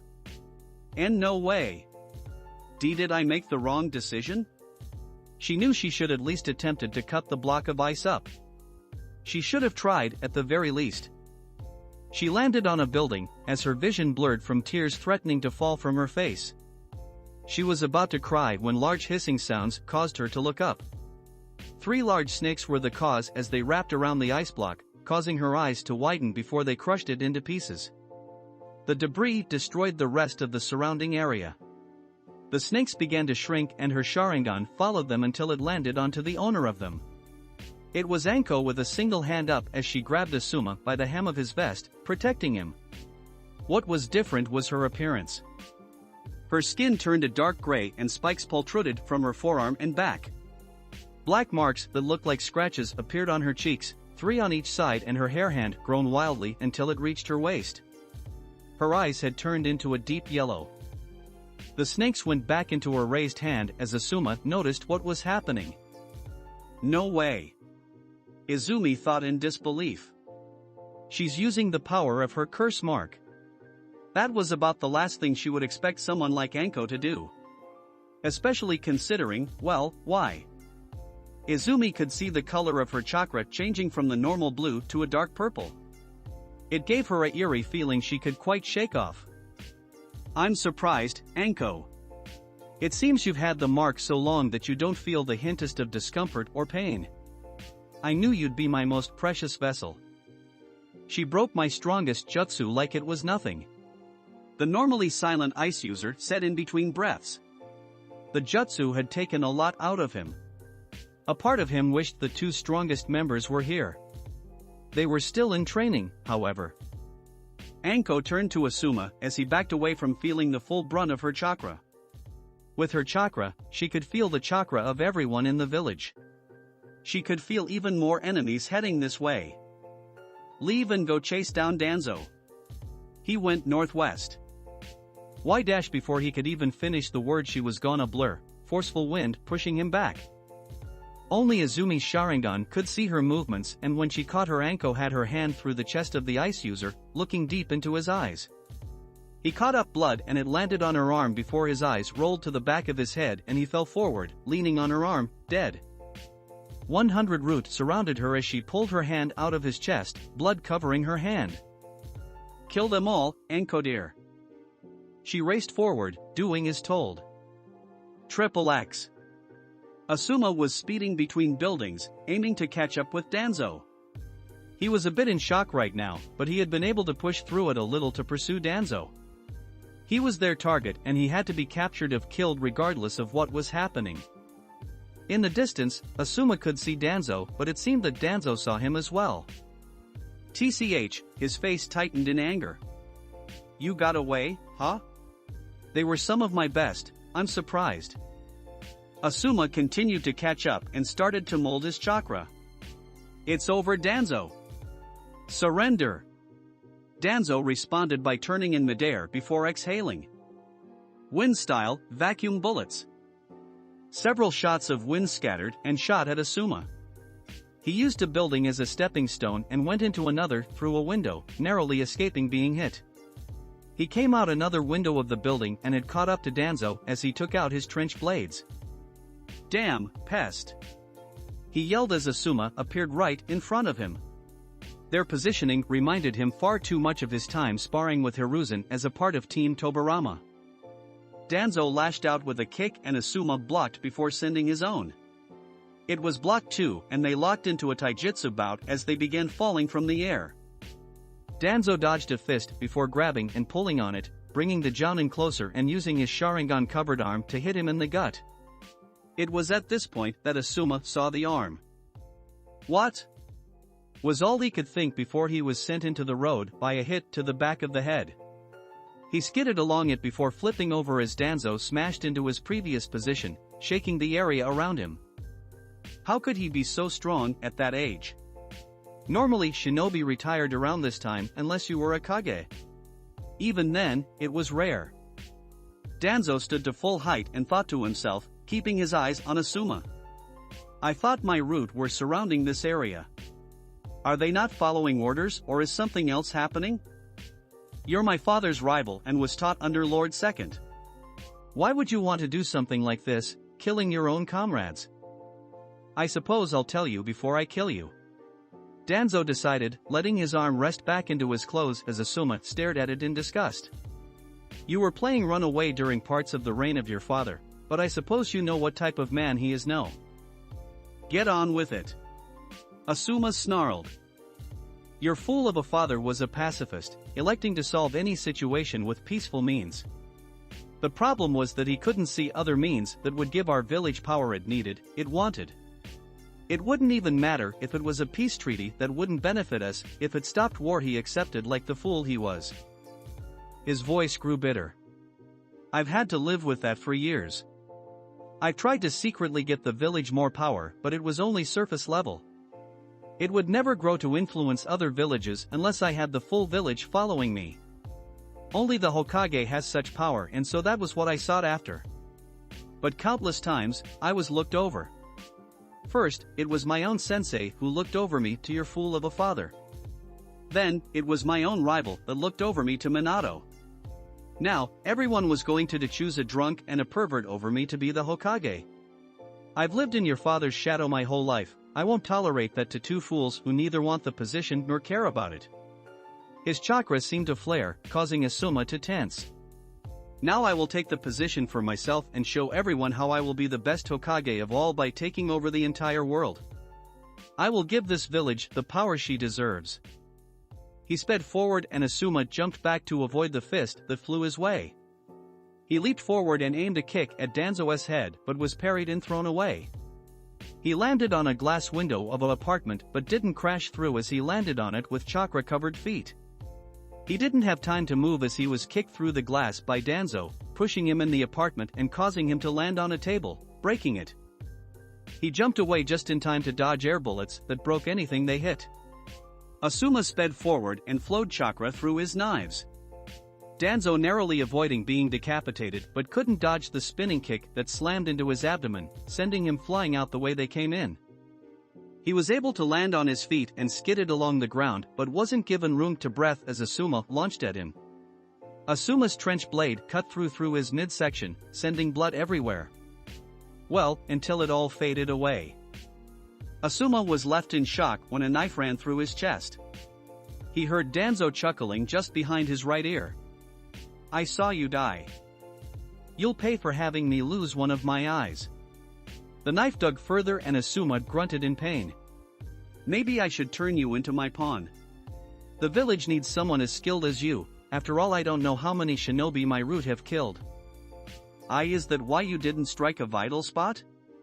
He didn't get his answer and he was kicked off the blade by Danzo. He was falling to the ground but used his chakra to widen the range of his blade before turning mid-fall to slice through Danzo's throat. Danzo hit the floor right after he did as blood seeped from his open wound. Again? The Jounin saw his body fade away before an alive Danzo kicked him hard enough to where he was thrown into the side of a building. Asuma struggled to catch his bearings as he began to try and make his way to his feet. This has to be Genjutsu. He decided when he reaches his feet.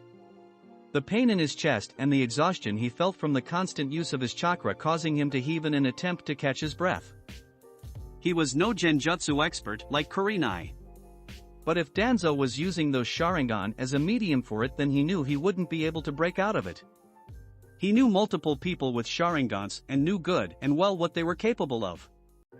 Speaking of Sharingan, Asuma had caught a glimpse of his arm as he was catching his breath. He noted that two eyes that were previously opened were now closed. The eyes hadn't blinked once during their fight, so he had no idea why they were closed now. Was he resting them? He decided to test a theory as he caught his breath, rushing forward with his chakra blades at the ready. A knife spins in Danzo's hand before clanging loudly against Asuma's blades. Sparks fly as the two slide past each other, Asuma aiming to close the distance. Danzo sees through him and grabs his outstretched arm before flinging him away. As he soared through the air and landed on the nearby cracked wall of a business, he throws kunai from his pouch. 3 clangs were all it took for Danzo to get rid of them, but Asuma was already rushing in. Enough, Danzo yelled and preformed seals. Wind style, vacuum blast barrage. Blades of wind shot from Danzo, slicing through Asuma's armor and barely missing vital spots as he was able to put his hands up to block in time. Just about his whole body was cut up and he was losing blood fast as he fell face forward into the ground. Danzo looked down arrogantly, squishing Asuma's head between the ground and his sandals. Your father should be rolling around in his grave with a performance like this. He began to add pressure and Asuma screamed in pain. You're the fool. Asuma yelled from behind him as his chakra blade was at its full length. Danzo barely turned to see him before his head was sliced from the rest of his body. Danzo's body once again turned into nothing and he was standing away at a safe distance. Well, until a blur closed that distance almost instantly. Danzo saw a flicker of a kunai and inclined his head, barely dodging the blow. A small line of blood ran down his cheek and he turned to wipe it, confused. WH-. He turned to see Itachi behind him, his Sharingan glaring daggers at him. I couldn't even see him. When did he even get here? Those Sharingan are using Izanagi to keep you from dying. Itachi said, no stated as if a fact. He knew. How? Was all Danzo could ask, a cold, nervous sweat dripping from his brow. All Itachi did was point to the Asuma that had somehow snuck behind him. It faded into light blue flames, telling the elder that it was a Genjutsu. He used a Genjutsu to see what I was using to evade death. He must have been observing the fight for a while. Danzo felt the third eye on his arm close, never to open again. You'll pay for the Sharingan you stole. Itachi dashed forward and Danzo got on guard. Triple X. Hopefully, Itachi can handle Danzo and Ganma can free that district. Kakashi said to himself, jumping off a metal railing to move almost his fastest travel speed. He could feel the dark chakra filling the air the closer he got to where it was coming from. His eyes narrowed when the smell of blood reached his nose. He began to slow down to observe his surroundings a bit more, and what he saw shocked him. It was carnage. Bloodied corpses were thrown everywhere. Parts of body away from the rest, with flies already gathering to feed. He even saw someone's body cut apart by a particularly sharp railing. It made him wince. He traveled a bit more upward, ignoring the rest of the bodies and speeding up once more. He came to a halt silently on the ledge of a tall building, the red scarf he chose to wear with his umbu gear glowing gently in the wind as he observed the transformed Anko below. He watched in a tense silence as she killed her last victim with a snap of the neck. When he dropped to the floor, Anko turned to Izumi, and Kakashi decided to drop from his perch, not knowing if she was going to attack or not. She turned to him with a snarl when landed a couple of meters behind her. It's the curse mark, Izumi informed, motioning to her neck. I don't know if she's using its power or it became active again. Kakashi opened his left eye to reveal his kurgan. No, she's using it, but can't control the power. With that type of cursed seal, it can only be unleashed when one has the will to use it. Do you know what was the trigger? Izumi looked a bit unsure. It might have been when she and Asuma were about to be killed. That's when it activated. Kakashi squares his feet when he sees Anko had inched forward slightly. Her will to protect herself and Anko might have been the will that made her use the power. I have to suppress the power, she's not in control. Kakashi tenses further when she outstretches her hand. For long snakes come from it and race towards the Jounin. Kakashi backs away and Izumi circles Anko and uses her twin blades to slice clean through the snakes. Anko, stop. We're your comrades. But she made no move to stop. She sprinted forward and engaged Izumi. Wild and fast strikes had Izumi on the defensive as she used the power of her eyes to dodge accordingly. She could clearly see the weakness in the way Anko was fighting, but hadn't used that to her advantage yet, not wanting to hurt her. But she was growing tired of dodging. She dodged another clawed hand with a sidestep and leaped away to a safe distance, sheathing her swords in the process. Izumi, I'm sending you away, Kakashi said. Go to the Academy Park and clear it out all the way to the eastern side of the wall. I'll finish things here. What, but I can hell dash. That's an order, as your superior. Don't forget that Danzo was our original mission and that we still have to drive him and his forces out of the village. We both can't be here to surprise her power. Kakashi explained. Izumi looked hesitant but nodded nevertheless. Yes, sir. She sprinted off the building and used the body flicker to speed away. Anko let out a loud shriek and rushed forward, blinded by the power coursing through her. Kakashi pulled out a kunai just in time to block her sharp nails with a loud clang, sending sparks flying by the scraping. She overpowered him eventually and his kunai flung away from him, hitting silently on the dusty ground below. Momentarily off balance, he couldn't dodge the punch that almost sent him flying through a building. He managed to flit through the air and softly plant his feet on the side of the building with chakra. He saw her leap off the smaller building at him and he did the same, aiming to meet her in the middle.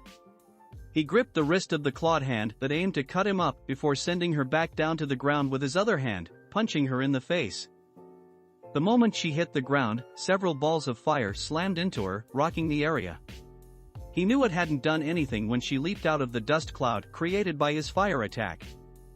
He leaped away when she was close enough, causing her to crash inside of it. When she looked up, she saw dozens of explosive tags glowing brightly, signaling they were about to go off. They did just that, blowing the building to bits as Kakashi watched from a safe distance. At this state, the only way to surprise the seal would be to damage her as much as possible. Kakashi thought before taking a look at his hand. Can't use the Chidori or lightning blade though, I don't want to kill her.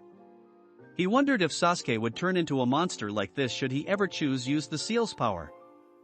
Once again, Anko shot up into the air and landed on a building across from the Jounin. She was a bit more injured as her left leg had the clothes ripped off with small scraps on it. She looked less out of control but looked ready to attack him at any moment. Her chakra suddenly spiked, dark purple energy bursted from her form and surrounded her. The chakra was strong and Kakashi could see it originated from the curse mark, as the most potent part of the chakra was at the side of her neck. Kakashi whipped out 2 kunai and gripped them tightly in his hands, as light objects were blown away by the force of her chakra. Leaves blew of trees, food carts were thrown around and destroyed, and gates were blown down. Windows near the battle began to crack and shatter from the force alone. With a battle cry strong enough to send even more objects flying, Anko rushed forward and Kakashi's special eye widened at just how fast she was. He was able to put his kunai up as a sort of shield to block her sharp animal-like claws but couldn't hang onto it as it was flung high in the air.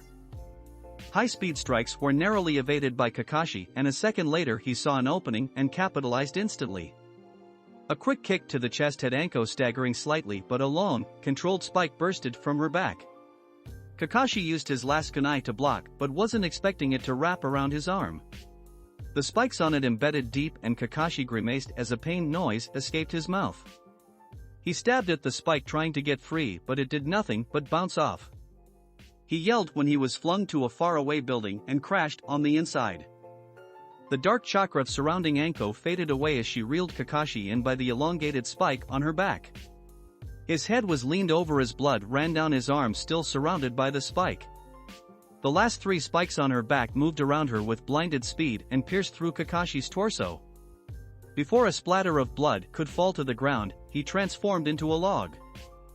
Angry, Anko destroyed the log and began looking around for Kakashi. Meanwhile, the Jounin was taking a look at his bleeding arm. He gripped it tightly as he looked to see if the wound were as deep as he felt them to be. The spike's head went right through the arm guards as if it weren't there at all. In fact, it was ripped away when he escaped, leaving his right arm bare beside what remained on the top half of his arm. He decided right then that he couldn't get touched by those spikes. With another roar, Anko sent a building down, using one of the spike from her back as a blunt force weapon. Kakashi saw this from the building he crashed into earlier. So she can change those things from really hard to really sharp. That's dangerous. I won't even know which one's which, and even then, there are 4 of them in total. Each could be different and they could switch without me even knowing. Kakashi thought, planning his next move carefully. The log and began looking around for Kakashi. Meanwhile, the Jounin was taking a look at his bleeding arm. He gripped it tightly as he looked to see if the wound were as deep as he felt them to be. The spike's head went right through the arm guards as if it weren't there at all. In fact, it was ripped away when he escaped, leaving his right arm bare. Anko's head darted in the direction of lightning that seemed to sputter out of nowhere. It was from the tall building over her, and she could see that it was Kakashi that was holding it in his palm. She rushed forward instantly, her raged stage not thinking that was Kakashi wanted. He rushed forward as well, the lightning increasing his speed. All the chakra is concentrated at the mark. So I'd hit it, it should cut off the chakra flow at least a little. Kakashi's thoughts were cut off from a loud yell by Anko as she just about had him in reach. Chidori! Kakashi had contorted his body, narrowly dodging the hand that would have pierced through his body to deliver a Chidori right between the first mark and her shoulder. They fell away from each other and Anko screamed in pain as they fell below, holding the injury. She landed unceremoniously on the ground, creating a shockwave enough to shake nearby buildings. Kakashi had used chakra to cushion his fall and fell on guard immediately in case it didn't work. Interesting, Anko dear. I would have never imagined you'd be able to suppress the power of my seal like this. Barely even a fraction of the power is leaking out because of how weak your will is. It was so much stronger when your friend was in trouble. Shut up and get out of my head. I won't use your power to kill my friends. Then I'll leave for now, but know this, your seal is no longer dormant. Once you have awakened this state, full power or not this power will always be a part of you. I won't use this power. I'll become strong by myself. We'll see my dear. Until the next time I suppose. Her seal began to fade away, receding back into her neck as she began to fall forward from exhaustion. Kakashi was there to catch her and laid her down slowly. She was able to resolve it herself because of who she was fighting. Kakashi realized that the very foundation to the seal was the will. Someone has to use it. Without that, it would weaken or recede almost immediately. He hoped that Sasuke would realize the same thing. X. A crash of a slab of concrete being pushed over was heard and Kurenai stepped from under it, gripping her arm in slight pain. When she looked at it, blood seeped down her arm from her shoulder. That's not good. She had got caught in Asuma's attack and couldn't leave the building in time to avoid the collapse. But she did manage to save 5 of the advisors from getting crushed under the giant rubble. She didn't know about the others but did hope for the best. She got up to her feet, ignoring the pain in her arm and turning to take a look at her surroundings. Most of it was completely destroyed, but not far from her she managed to make out the form of the Konoha Council and other advisors. Least they were okay. Kurenai! A voice yelled before she heard something land behind her. She turned and saw Shizune. Are you okay? Each could be different and they could switch without me even knowing. Kakashi thought, planning his next move carefully. A relieved smile graced her face. I'm fine.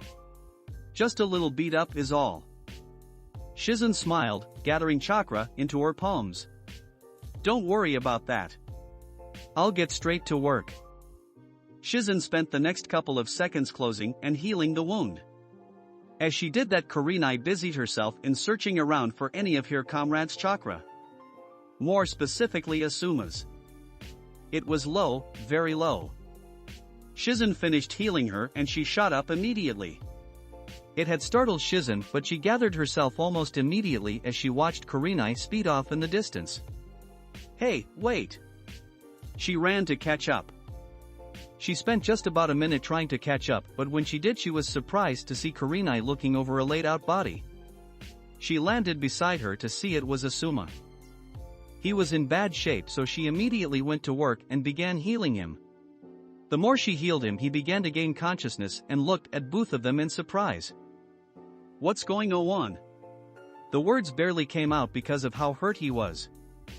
His question went unanswered as both women proceeded to look at his wounds. They were all across his body and he laid in a rather thick pool of blood. He was lucky he even survived as long as he had. X. Danzo could only block at the swift fist Itachi aimed at him, his arm rattling from the force of the blow. He couldn't give aid to his aching arm as Itachi sent devastatingly fast strikes. Danzo was sent skidding back by a foot connecting to his abdomen, which would be Itachi's first time hitting him. Danzo grunted lowly, both his arms aching as well as his lower abdomen. Itachi was very much stronger than he looked. The impassive look on his face caused Danzo to glare angrily, snarling like a beast. Did you believe your plan would work? Itachi asked, seemingly surprising Danzo by the way his face morphed from anger to confusion. You aren't considered to even be the Hokage because of the darkness that dwells inside you. So you do all this. Create an army just to get your way. It's honestly pathetic. Just as pathetic as trying to get revenge for a clan you killed, right? Danzo smirked lowly at the low blow as Itachi's face remained impassive, but his eyes had softened slightly. Danzo had seen it. He held up the arm with the Sharingan embedded on it. What if I told you that these were the eyes of your parents? Then I'd say you were a liar. I took the eyes of my parents to prevent this very thing. Itachi said. But whose eyes does he have? I was sure that we've collected and stored all the eyes inside of Sensei's dimension. Oh, well, no matter. Besides, I won't need theirs. I'll have you and your brother to replace these ones I've lost. At the mention of Sasuke, Itachi had rushed with the body flicker and his body was already within inches of meeting Danzo's. A kunai had slipped from the long sleeve he wore and reversed, gripped it tightly before clanging against Danzo's own knife.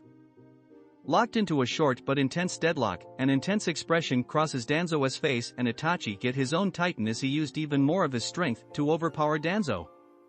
It was broken up when Itachi flicked his wrist to where his blade slid past Danzo's, aiming for his forehead.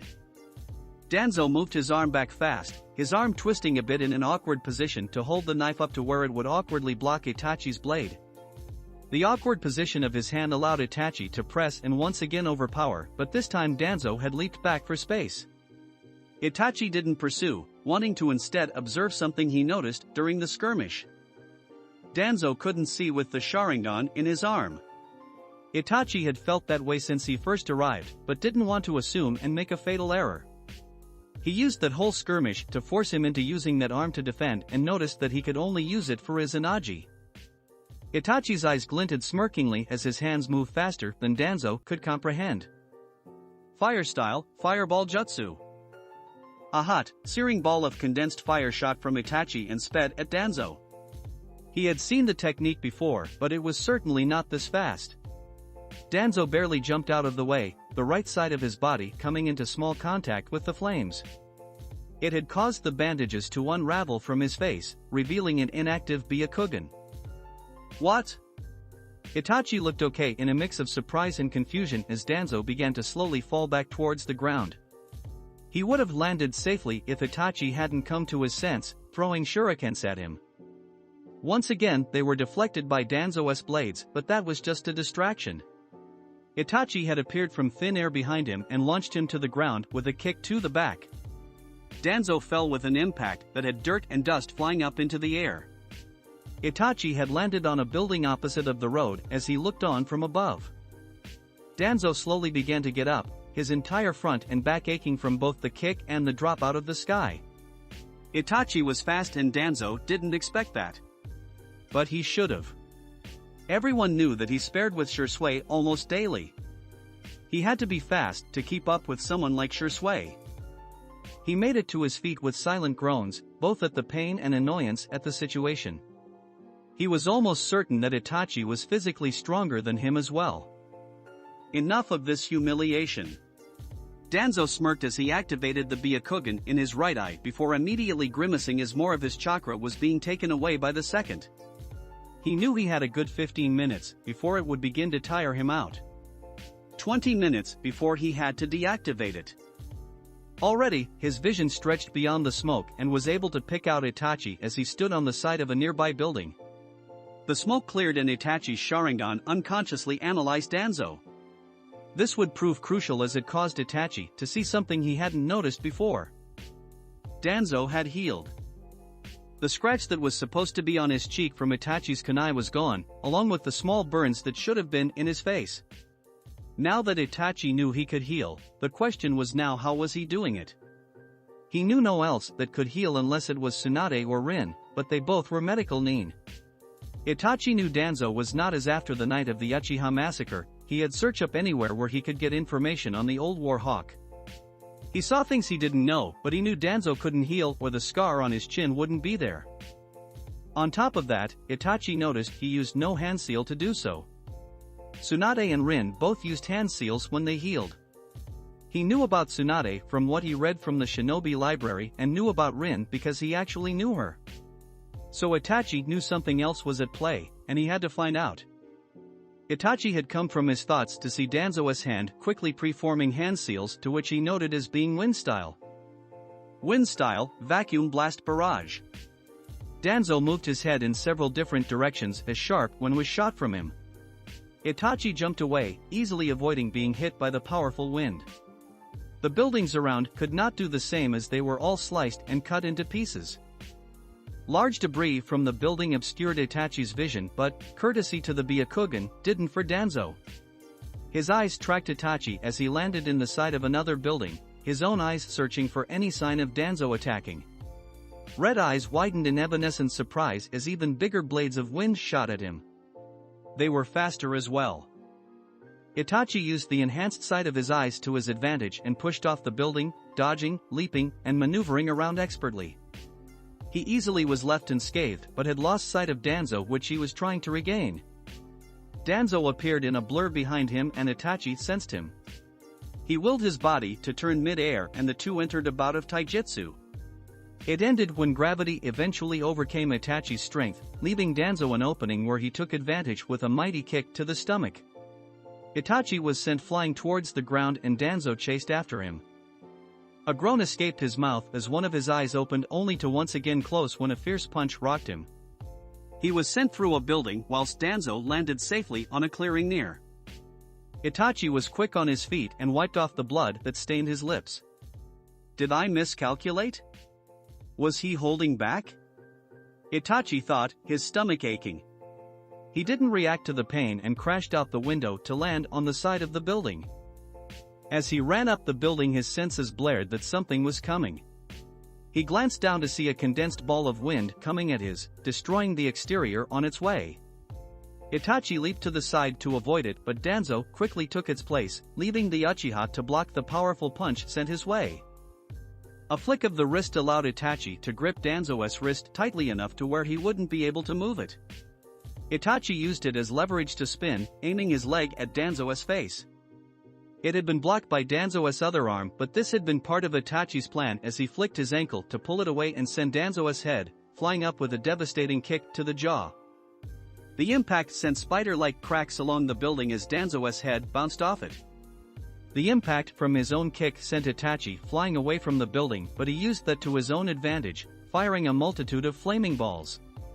The building collapsed from the impact, flaming debris falling on other buildings in the surrounding area as well as small clearing of trees that laid near. On one of debris that happened to not be covered in flames, Danzo was laying flat and the flames had singed his clothing and burned his skin. Itachi saw that it already began to heal, further confirming that he could heal from even high-level damage such as burns. It made him wonder what were the limits of his healing. He decided to test it when he landed on the ground and sped forward, catching up to the falling debris easily. Danzo's normal eye was quick to open but didn't catch the movement, resulting in him being smashed through the debris and landing harshly on the ground. Kunai sailed through the air before embedding themselves deep in Danzo's arms, legs, and head. Before Itachi could even land safely himself, Danzo had already used his Izanagi once again to save himself. When Itachi did land, his eyes searched all around him and he put his guard up, not wanting to get attacked from a blind spot. Itachi turned quickly when he sensed something behind him and was momentarily stunned by the large wooden spike but leaped away. His attention diverted, Itachi didn't see Danzo high in the air aiming more wooden spears at him. Itachi whipped out an explosion tag as he dodged the 3 spears and grabbed the last one, placing the tag on it before sending it back faster than it was sent to him.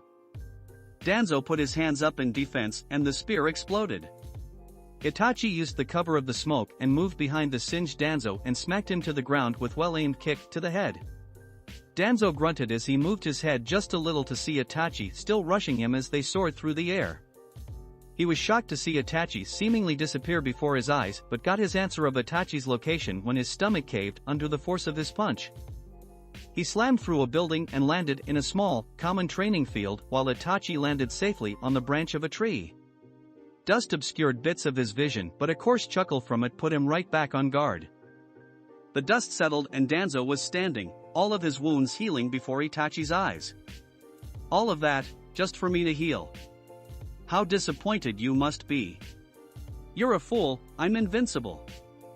You're the fool, Danzo, Itachi replied coolly, his head inclining a small bit. Whatever technique you are using has a weakness and I will find it. His Mangekyo swirled angrily to life and glared at Danzo. Let's see if you are truly invincible. Itachi had foregone trying to figure out the limits of his healing.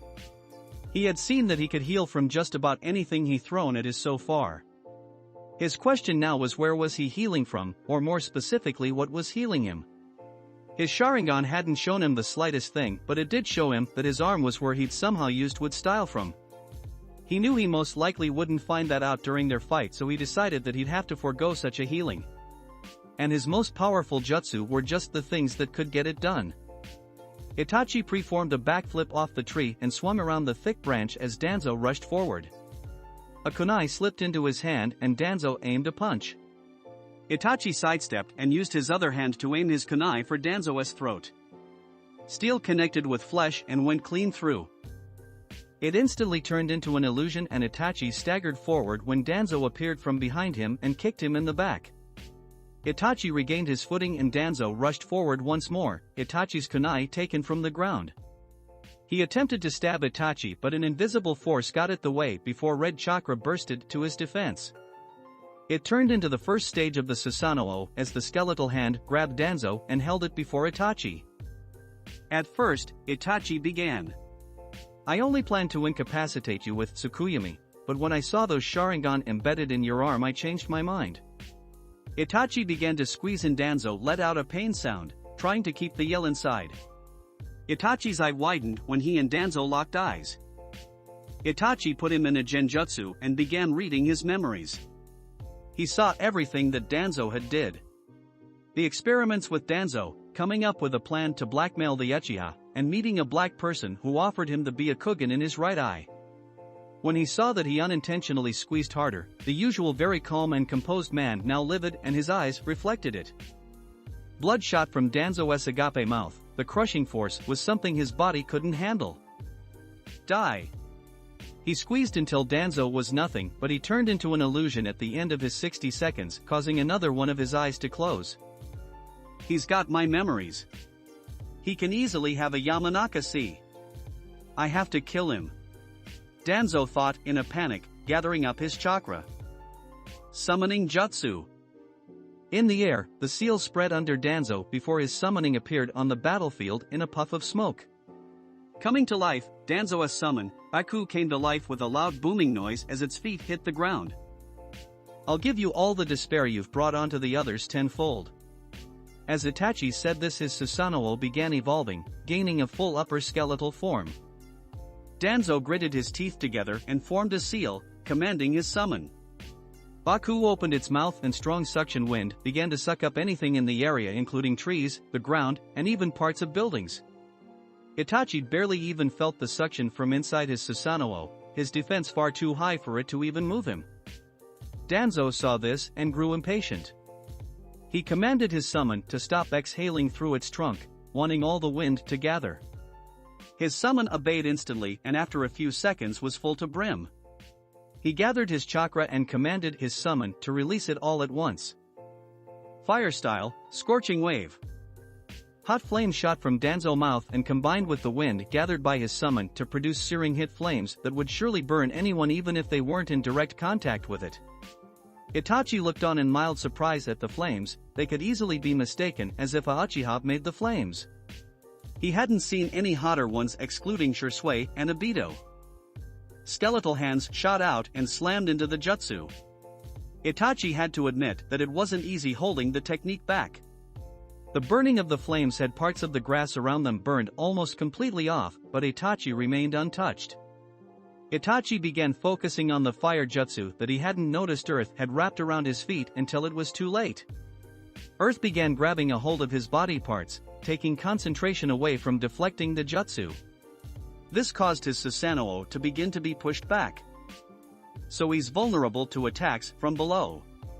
Danzo muttered smirkingly, jumping off Baku and soaring high above Itachi's Susanoo.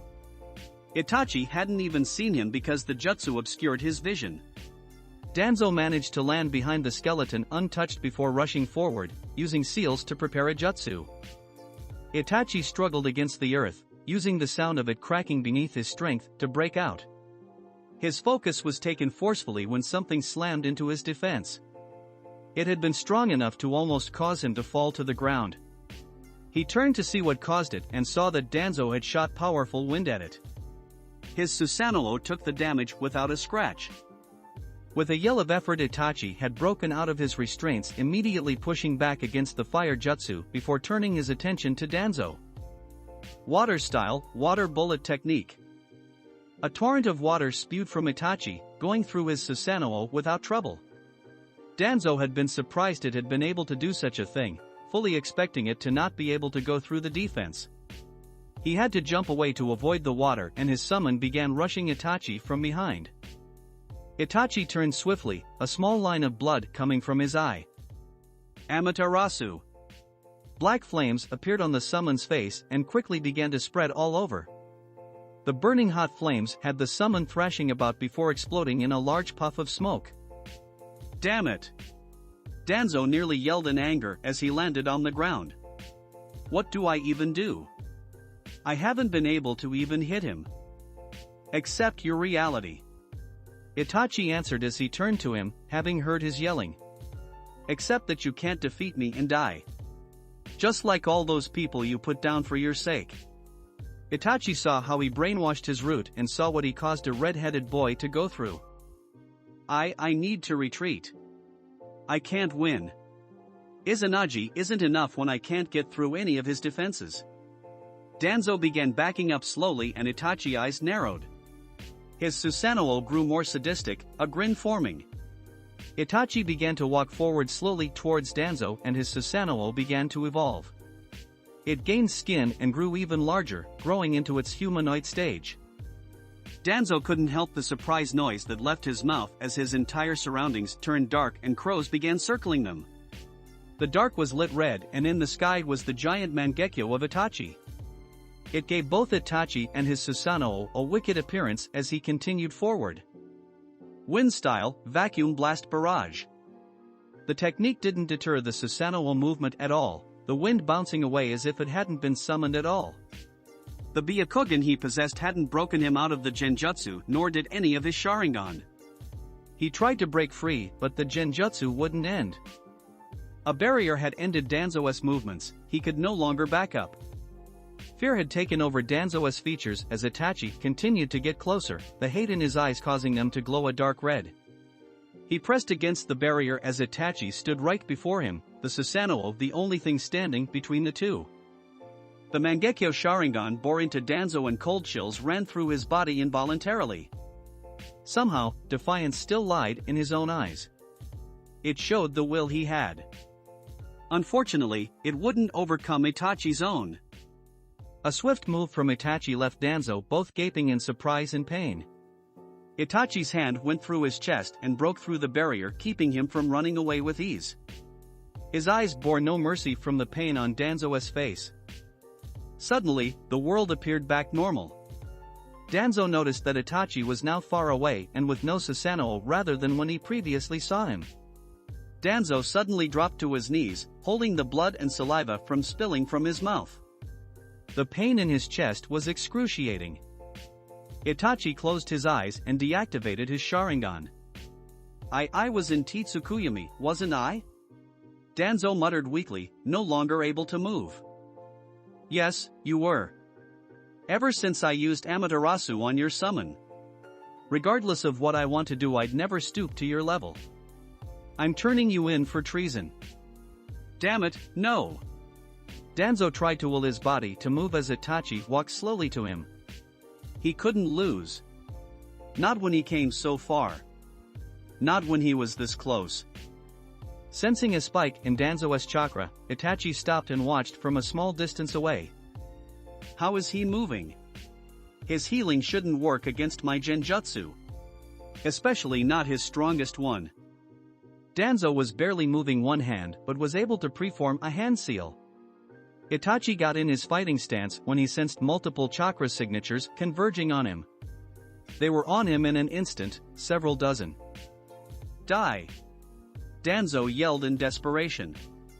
Itachi soon knew what he was doing when the root began exploding all at once. He could only block as the heat covered his form. Other members were helping Danzo escape as he ordered a full-scale retreat from the village. I'm the one who has the last laugh, Itachi. Danzo said as he was being carried away by hundreds of root. Triple X. They're retreating? What's going on? Shikaku cursed inwardly as he turned to the retreating root. He looked around where dozens of loyal shinobi lay dead in a puddle of their own blood, many unrecognizable. Don't give chase.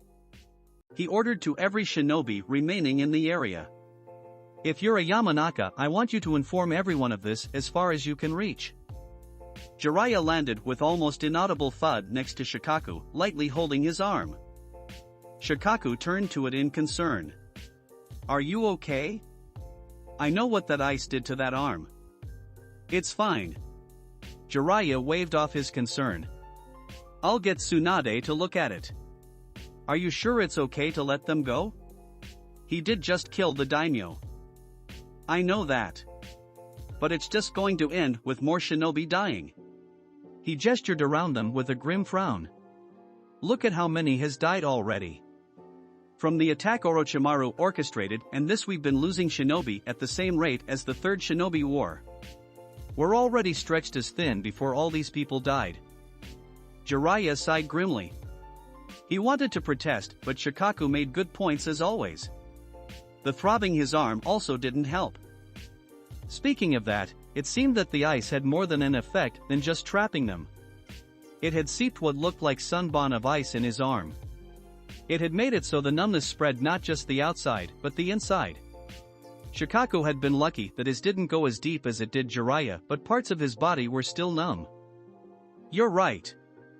I honestly don't think we can keep sparing shinobi the way things are now. But if Danzo wanted to become Hokage, why would he kill all these shinobi? I even heard he had some civilians and the wealthy killed. How would you become Hokage if there was no one else to lead? He probably knew that not everyone would agree to him being the Hokage and rebel.